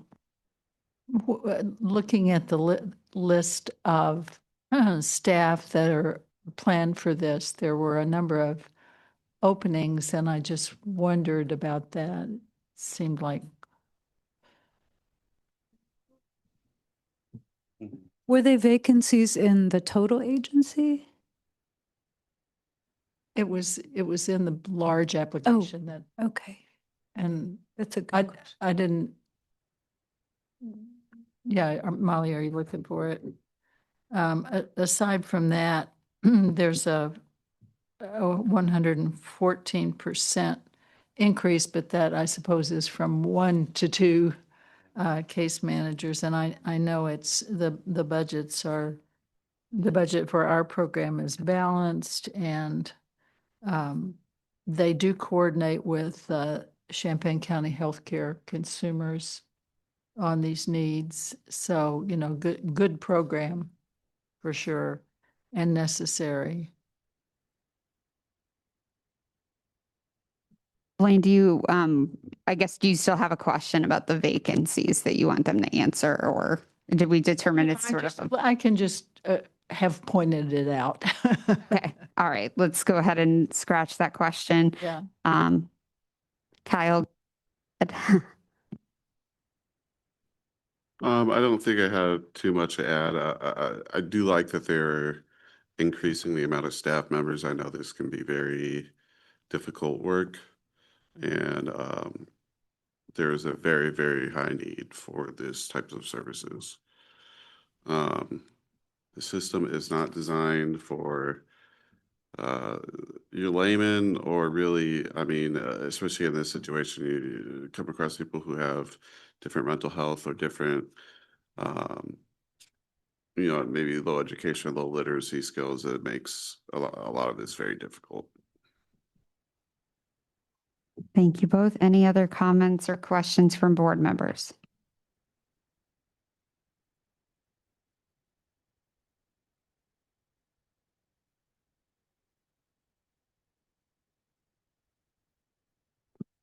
Reasons to fund this. I think we've highlighted the importance of the service, and that this, working through these systems to get benefits is incredibly difficult. And it's a service that has a preventative nature to it, and it would make sense to expand the program given the capacity that, the amount of people who need it. Reasons to not fund or not fund fully, this might not be the time to expand any programs. The time to add a new staff member may not be at this time. It's both the reason to add and also to not add are basically the same because of the environment that we are in.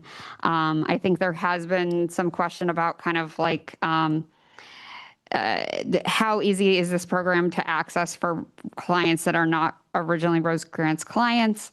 And we do fund, almost all of this budget. So could there be other opportunities for funding, or even the opportunity to develop a collaboration or referral agreement with Champaign County Healthcare consumers instead of expanding staff, like make some referrals? So just some thoughts about how we might need to adjust this. Any final thoughts from board members? I guess if we wanted to fund just the person they haven't, the person they have on staff, we would want to know the number to fund that. Would that essentially be what your current level is, or potentially a little bit higher? More because of healthcare costs and inflation and all that. I personally wouldn't really want to do the math, but I know for sure that our staff can do that because the agency does provide all that detail. Because how I interpreted it, it looked like majority of the request is for salaries. And I'm thinking, I can fill out those forms because I've been doing them. I'm applying, you know? No, those are clear lines. Staff costs are broken out very clearly, so we could figure that out. Any other comments or questions? All right, we will move on to the next one. Rosecrans Recovery Home. This request for $200,000 would continue a program the Mental Health Board currently funds. The 100% increase is not explained in the budget narrative, and because there is not a proposed increase in people served, it appears that this is because other funding for this program has been reduced. Mental Health Board funding would be 35% of the total program revenue, but in the last application for PY25, it was 19% with higher amounts of funding from the other sources. This is the only accredited recovery home in the county and is a step down from inpatient substance use treatment. Intensive case management, peer support, and 12-step approach are mentioned. All right, and this application was reviewed by Alejandro Gomez and Tony Nichols. So share your thoughts. Yeah, I think Rosecrans Recovery Home, this is pretty much a strong program to consider funding because it addresses a very important gap between the inpatient treatment and then long-term recovery. It provides a structured recovery housing for adults with substance use disorders who often face like some additional barriers like homelessness, justice involvement, unemployment, limited support systems. Is, that what was said, the program is designed as a step-down level of care that combines the stable housing, peer support, case management, among other services. And I think, this kind of model can be very critical for helping people sustain recovery and avoid relapse. So, at the same time, I think there are some valid concerns that the board should weigh. The application is requesting a significant increase, double from last year. And then the review notes indicate that the reason for that increase was not clearly explained in the budget narrative. Also, there's concerns about the materials showing some utilization targets that were not being fully met in prior periods. And then there's a couple of financial and documentation items that for me, I personally feel like they need to be resolved, before, contracting. So overall, I do think this is a fundable program because of the population it serves and the value of the service model, but I would view it a little bit stronger if those concerns were addressed or answered. So I did have a couple of questions. Can you explain the reason for the significant increase in the funding requested this year, and then what specific programs, program changes or needs are driving that increase? That's one. Prior utilization results appear to have fallen short of their targets. So what do they think, contributed to that? And, what concrete changes are they going to make to improve, access, the occupancy and engagement in the following year? And then the final question is that can they clarify the budget issues noted in the review, including the review form error? So. Do you want to ask any of those to the agency right now, or do you want any of them to be kind of addressed more with staff? If anyone would like to from the agency like to address those questions, I'm more than open to hearing that. Yeah. Right. If there's anyone here from the Recovery Home program who could speak to that, that would be very helpful. You can unmute yourselves. Hi, I'm Liz Miner with Rosecrans. I'll take a crack at the first question. So as far as the reason for the ask in the double, so our recovery home, the acuity of our clients, especially with comorbidity, is continuing to increase, right? As time goes on and we learn more about co-occurring disorders with substance use, which is really put some gaps and barriers in the way of some of our participants in being able to obtain long-term employment while in the program at a quicker rate than we are used to seeing. So that's part of what that ask is for, is mostly to help support our clients with their high acuity as they're going through early recovery and then trying to figure out the greater world beyond that. And I would just add to that, with the struggles with finding employment, there is a program fee that we charge that to help sustain the program, and that's hard to do when they're not employed and they just got out of 30 days of rehab. And so, once they get the job, we give them a grace period and we really work with them because we know it's not easy with their situation. Then once they're employed, we have less, in a good way, we have less reimbursable opportunities because they're working and may not be available for some of the life skills things that we offer during the day. And so that's been a struggle, especially in the last couple of years, to keep the program whole. Any follow-up questions from anyone?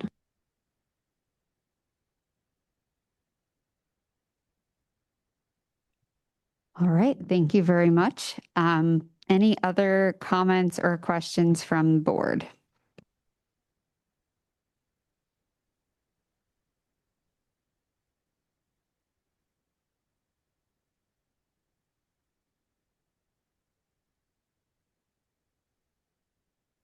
All right, some reasons to consider funding this. This is an important core stabilization service for this community. It's the only certified recovery home in this community.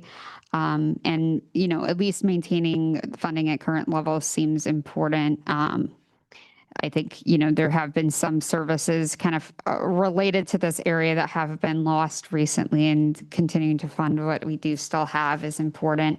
Reasons to not fund or not fund fully. I appreciate the response that was given. I think more of a justification in the application itself would have been important. And it is quite a large increase. So I think, that is a consideration that we may not be able to make full increases this year. Any other comments or questions from the board?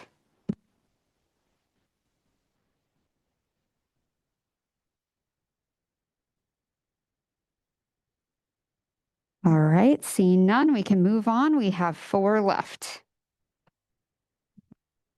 Uniting Pride Children, Youth, and Family Program. This request for $225,056 would support an expansion of a program funded by the Mental Health Board for several years, an 18% increase over the current amount.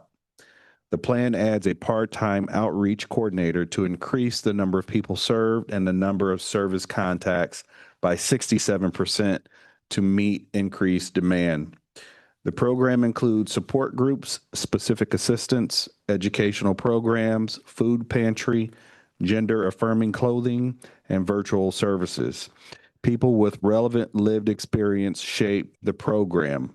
The estimated cost of the annual financial review is higher than expected. Thank you very much. So Alejandro Gomez and Tony Nichols reviewed this one, so please share your thoughts. There we go. All right, that's me again. Yeah, I know. I think this program is a very strong program to consider for funding because it provides that affirming community-based support for LGBTQ plus youth and families at a time when many are facing heightened stigma, instability, and barriers to care. The program appears to offer a flexible range of services, including support groups, outreach, educational programming, basic needs assistance, the affirming resources, and then both in-person and virtual connections. What stands out is that it is intentionally designed for youth and families who may be especially underserved, including those who are BIPOC, disabled, rural, or otherwise marginalized. And the materials also suggest a strong community demand and effective outreach. At the same time, there were some valid concerns in terms of the increase in funding. I don't know if those have been addressed since then or since last time I had reviewed them, but the review identified a few financial and administrative issues that still needed to be resolved. including discrepancies in personnel forms and the need to allow a higher amount for independent CPA services. And then the materials also noted a prior funding suspension tied to late reporting, and because of some outcome data is collected like voluntarily, I believe, for privacy and safety reasons. Impact may be harder to measure consistently. But overall, like I said before, I think it is a fundable program because it fills an important gap and appears highly responsive to community needs. But again, if it would be strongest funded, for funding if those budget and administrative issues are addressed. So. Couple questions were, explain the request increase in funding, and maybe explain some of the staffing and just budget changes that support the increase. Let's see, the review notes prior reporting issues and past funding suspension related to late reporting. So what changes have been made to ensure timely compliance and stronger administrative accountability moving forward? And then because some outcome data is collected voluntarily for privacy and safety reasons, how do you plan to demonstrate impact consistently and credibly in the following year? Thank you very much. Are there any of those you would like to direct to the agency now? If they wish to. So we can let Lynn answer one, and then we can have the agency come up. The answer to the easiest one is about the cost of a financial review. And we actually just heard that from Grow in Illinois, that a financial review costs $14,000, which that is the price locally. Our guidelines say $13,000. So the board would just enter into this contract knowing that you're agreeing to a higher cost. I mean, it's totally, there's even language in the contract that you can do that. So it's just you need to know it, and they made it clear. The other questions I can't answer. All right. Could an agency representative please come forward?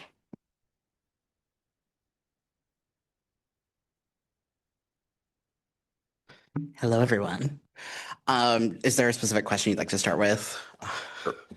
So in terms of like what changes have been made to ensure like the time of compliance moving forward, and just the administrative accountability. Yeah, absolutely. The suspension related to late reporting earlier in this fiscal year was just a complete oversight in the craziness of Pride Fest. We are much more prepared going forward to make sure that we have those deadlines locked in and that we're doing our reporting, several days of our weeks in advance, just get everything locked down, especially as we get to Pride Fest. So definitely just making sure that we're on top of that. We've already made plans, marked the calendars down as best we can.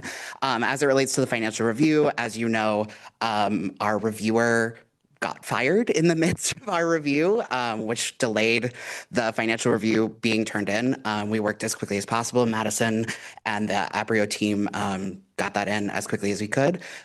So definitely just making sure, and we've already very much stressed to APRIO that cannot happen again. And, we need to have clear communication from them.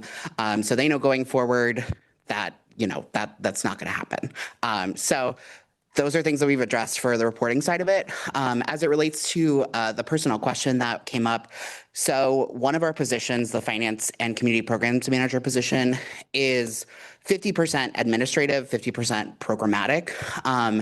And the way we had put it into the personnel form, and maybe I misinterpreted how we put it in, was done through a previous suggestion that Chris had given Nicole of how to list the positions in the personnel form, so that it shows, even though one person is working one position, that it's listed as 50 and 50. So that could have been an error of us inputting it, or maybe I kind of misinterpreted what the communication was there, but we can correct that and make sure that going forward does not happen.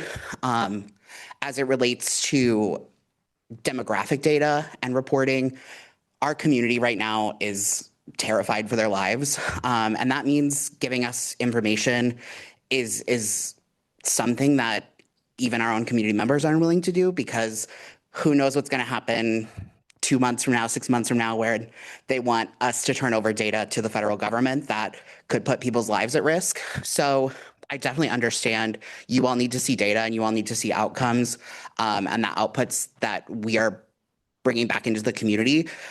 Through this outreach coordinator position and through kind of how we're reworking our programmatic approach is to be able to share clearer outcomes with like motivational interviewing, doing more surveying throughout the year. Currently, we only survey twice a year, doing that more regularly, so quarterly, and really trying to get some more of this, not just the like quantitative piece, but the qualitative piece that you can see of like people having a profound impact from accessing our services. But I do think like it's always going to be there for our agency that many community members, especially trans community members, are unwilling to give us that data because it could mean their lives someday. So I think, yeah, there are other questions that you may have or other members. Oh, still on, sorry. No, you hit them all. Thank you very much. I really appreciate that. All right. Thank you so much. Thank you. Any other comments from board members?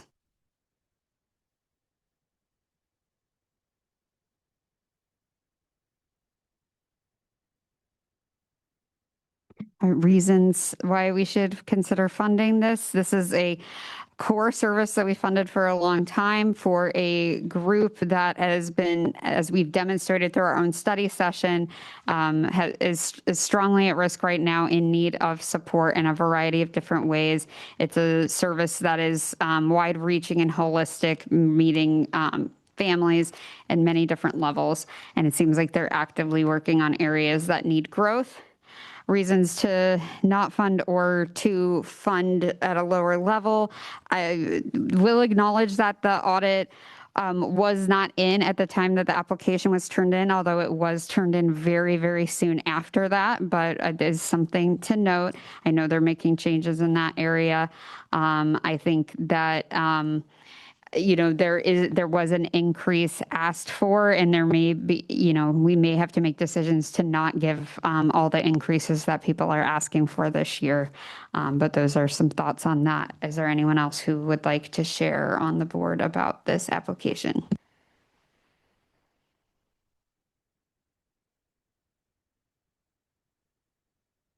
All right, seeing none, we can move on to the next one.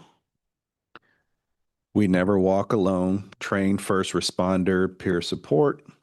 This request for $20,330 would fund a new program from an organization the MHB has not previously worked with. The program offers peer support to a wide variety of first responders, including dispatchers and retired first responders, along with family members. Uses virtual and in-person options, training and certification, and access to a confidential support platform. The request would be 100% of the total program revenue.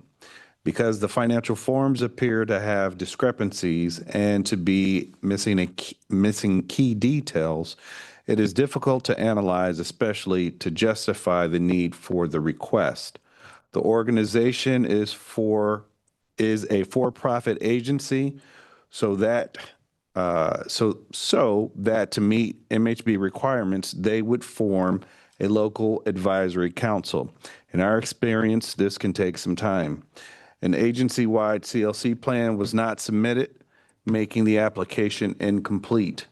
Because they have not done an audit before, the agency shared 2025 financial information. Thank you very much. And this next one was reviewed by Den Eras and Jane Sprandel. So we have some comments from Den, but Jane, go ahead.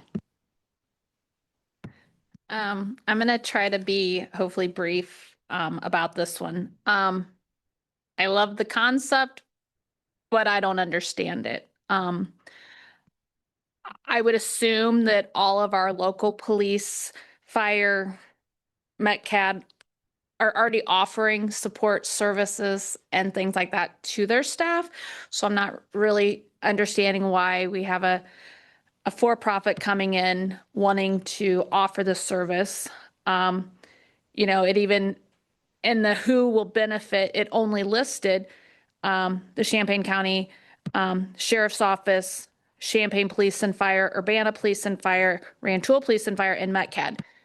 What about Homer? What about St. Joe? What about Thomasboro?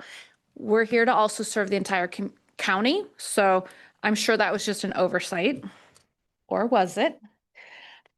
Within 1 day of referral, 100% of those referred will be assessed. I've been in management. I hope that if our fire chief knows that there's been a tragedy, he's stepping up saying, what can I do to help you? So that is a basic thing. They are looking for 38 peer supporters, which would be trained at a 3-day training event at the cost of $535.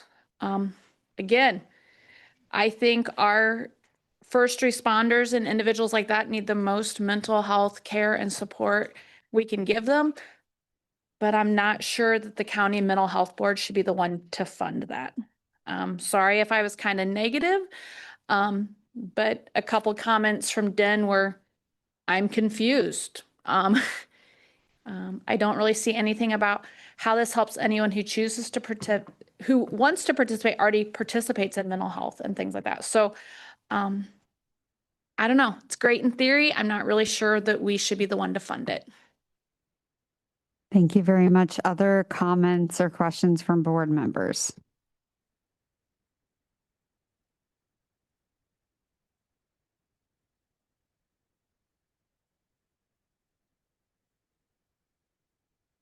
I guess it seems the program is essentially like the main focus is to do a 3-day in-person peer support training for these like 38 first responders, and then they can be peer supporters to other first responders who need assistance. Which I think, I guess going into why we should consider funding, like supporting first responders is important and I think is not necessarily targeted by a lot of services. And I don't know that these organizations are actually providing that support to their employees currently at the level that is needed. And we know that peer support is a like evidence-based approach to helping people with a lot of issues. Why should we not fund? I think the application was not clear. I think, you know, as has been mentioned, there's been some financial stuff that is unclear. There's mismatches between the two applications from this organization, and ultimately being a for-profit without a local advisory board and very few collaborative agreements here, I don't think they're really eligible for our funding at this time. So I think, you know, potentially if they grow this, if they further develop things and actually get more rooted in this community, maybe they could come back for funding later. I'm also concerned about the fact that there's no paid staff. I understand that, you know, grassroots cannot always have that, but I do want people to be compensated for their labor. So those are some of my thoughts. Any other comments or questions from the board?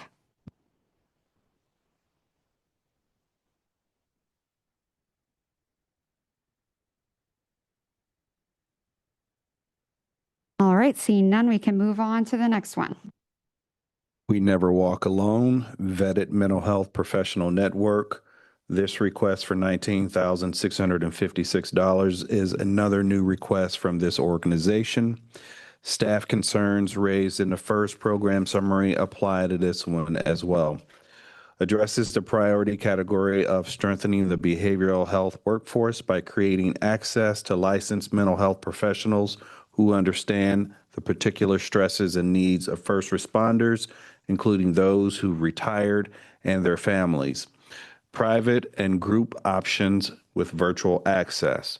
The category of first responders include law enforcement, fire, dispatch, EMS, and correction staff, all of whom have higher mental health risk related to their work. All right, and this one was reviewed by Elaine Palencia and Kyle Patterson, so please share your thoughts. This is the same entity as the last one. I think it might be the lowest amount asked. It's just under 20,000.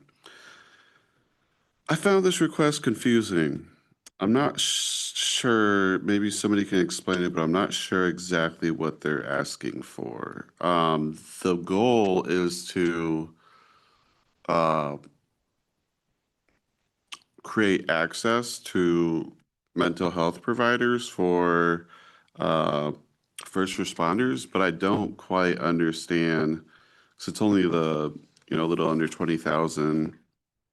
I don't understand exactly how that creates that connection. I mean, first responders aren't paid the best, but like, I think they have decent health insurance for the most part. I like don't understand why there would be a lack of access or how this funding could create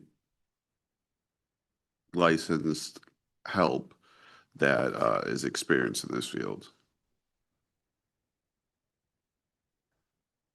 What you do is you Google it and you come up with the lists that they are wanting us to pay over $19,000 to create.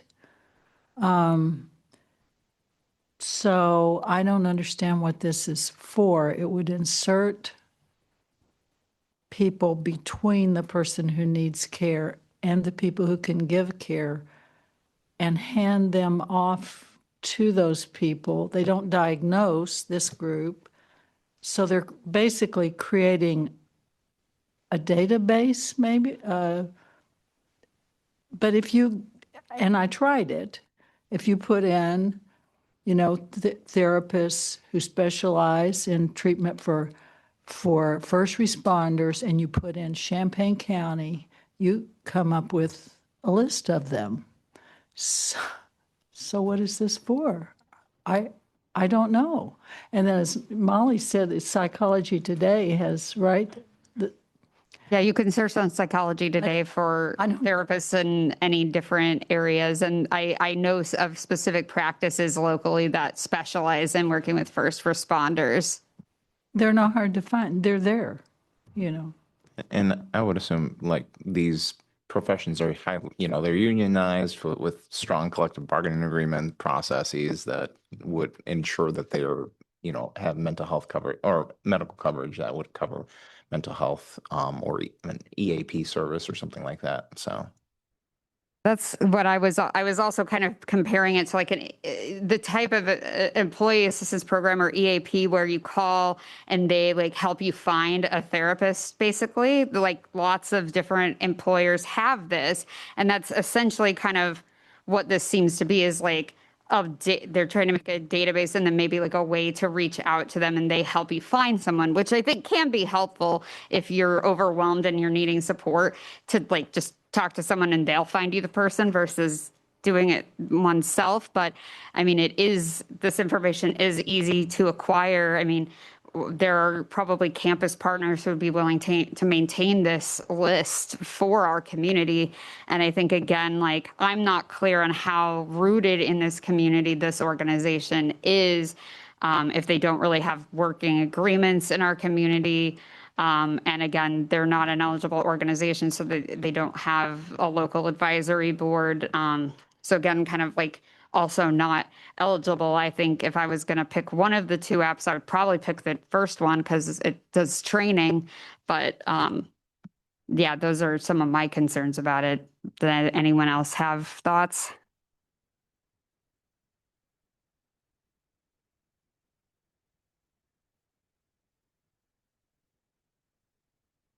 I guess I kind of said why should we fund, why should we not already? I didn't quite phrase it as that, but that's how it came out. So if everyone else is ready to move on, I am happy to do so as well to our last application. All right. Wind Recovery, Wind Resilience Resource Center. This request for $270,000 would be a new contract for the MHB to help support a program already operating through an agency which the MHB currently funds. The agency director has recently indicated that due to changes in other revenue amounts, the request should be adjusted to $210,000. While the application showed MHB funding at 40% of the total revenue, it would be lower. The center offers a safe space for members of the target population who are not using the agency's reentry housing. Supports include housing navigation, case management, substance use recovery groups, family therapy, and more. Some virtual services options. Peer-led services and people with lived experience shape the program. The consumer outcomes are benchmarks identified in the model and the same outcomes used in the current MHB-funded program, but specific targets should be added. All right, thank you very much. And this one was reviewed by Alejandro Gomez and Tony Nichols. This is a great peer-led support system. This program helps to support successful reentry from incarceration. Outcomes are great and tracked qualitative and quantitatively for each client. Let's see, eligibility criteria comes from the criminal justice system. Part of the discrepancy with the request of 270,000 is that we need clarification on the ICJIA-R3 funding and how much will that be included in this program. All right, thank you very much. Other comments or questions from board members?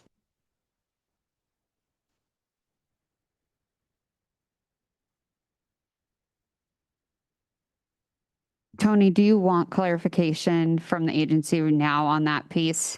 Sure, yeah. If Okay. there's someone available, yes. Okay. So I believe there's a representative available. So Tony, if you could restate your question and then agency representative, then you could unmute and answer. Sure. Could we get clarification on the ICJIA-R3 funding and how much of that will be included in this program? Yes, so what we did was we asked R3 for $289,689, and it was a typo in regards to the 37,000. So it increased to 235,689. But it's going to throw all my numbers off because I had a lot of funding changes. And so I do want to tell you that that increased, but there were like the VOCA that actually decreased, but our pretrial increased. And so, but after we did the numbers, we were able to, with some increase of funding, we were able to allocate a salary that was on mental health and put it actually in that funding. And so that decreased that along with it.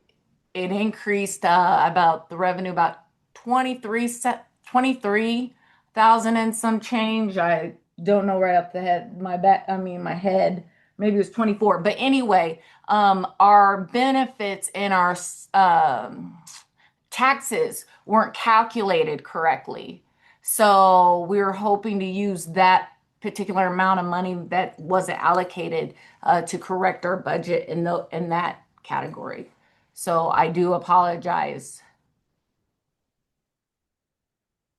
That was a lot. Okay, thank you. That makes sense. All right. Any other comments or questions from board members?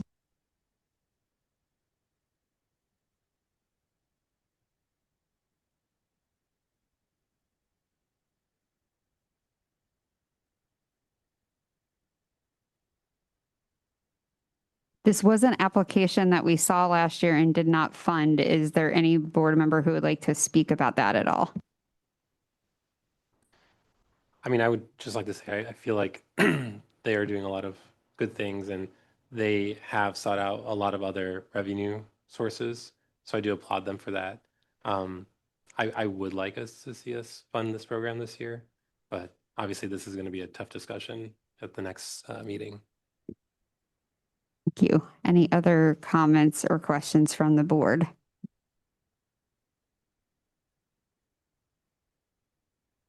I think reasons to consider funding this is one, I think it was very difficult for us to not fund it last year. I think there was a lot of overlap in content between their two applications. And I think this year they came back, they took our feedback, they improved the application. I know that they also have been working really hard on the sort of the audit process. It was late, but it was much earlier than it has been in prior years.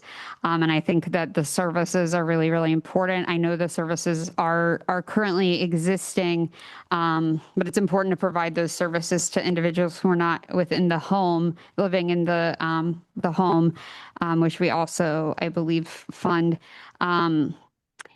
I think reasons to consider not funding or not funding in full. I think the financial pieces in the application are still, I think, up in the air, and I would have liked to see some of that like nailed down and correct before submission. I know some elements might not be able to be might not be known, especially with grants coming in.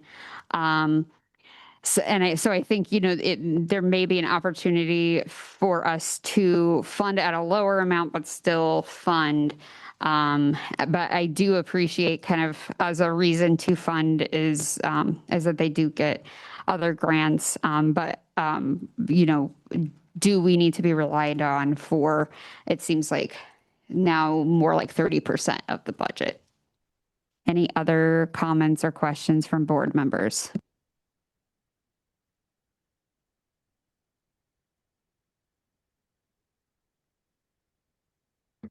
All right, seeing none, that concludes our review of applications for now. There are 2 that are outstanding, and if and when their audits come in, we can review them at that time. We do not know if we'll have funding left at that time, so hopefully these can come in as soon as possible. But I just want to give us a round of applause because we went through 26 applications in the last 2 study sessions / meetings, and everybody, staff, board members, and agencies did a phenomenal job. So I'm going to clap. I know the energy in the room is low, but I'm going to try to keep it up for the next few items. So we do have an opportunity for more public participation and agency input. I know everyone is tired, but it is possible that people will want to speak. So I do hope for our presence. As always, members of the community are welcome to speak with the Mental Health Board and share their thoughts. We cannot respond directly to public comment, but we may use it to inform future decisions. If you would like to make public comment, you can approach the podium. You can fill out a comment card and give it to me. Or if you're online, you can raise your hand or put something into the chat. I may limit individual time, especially right now, to 5 minutes and total time to 20 minutes. Is there anybody who would like to make public comments in person or online?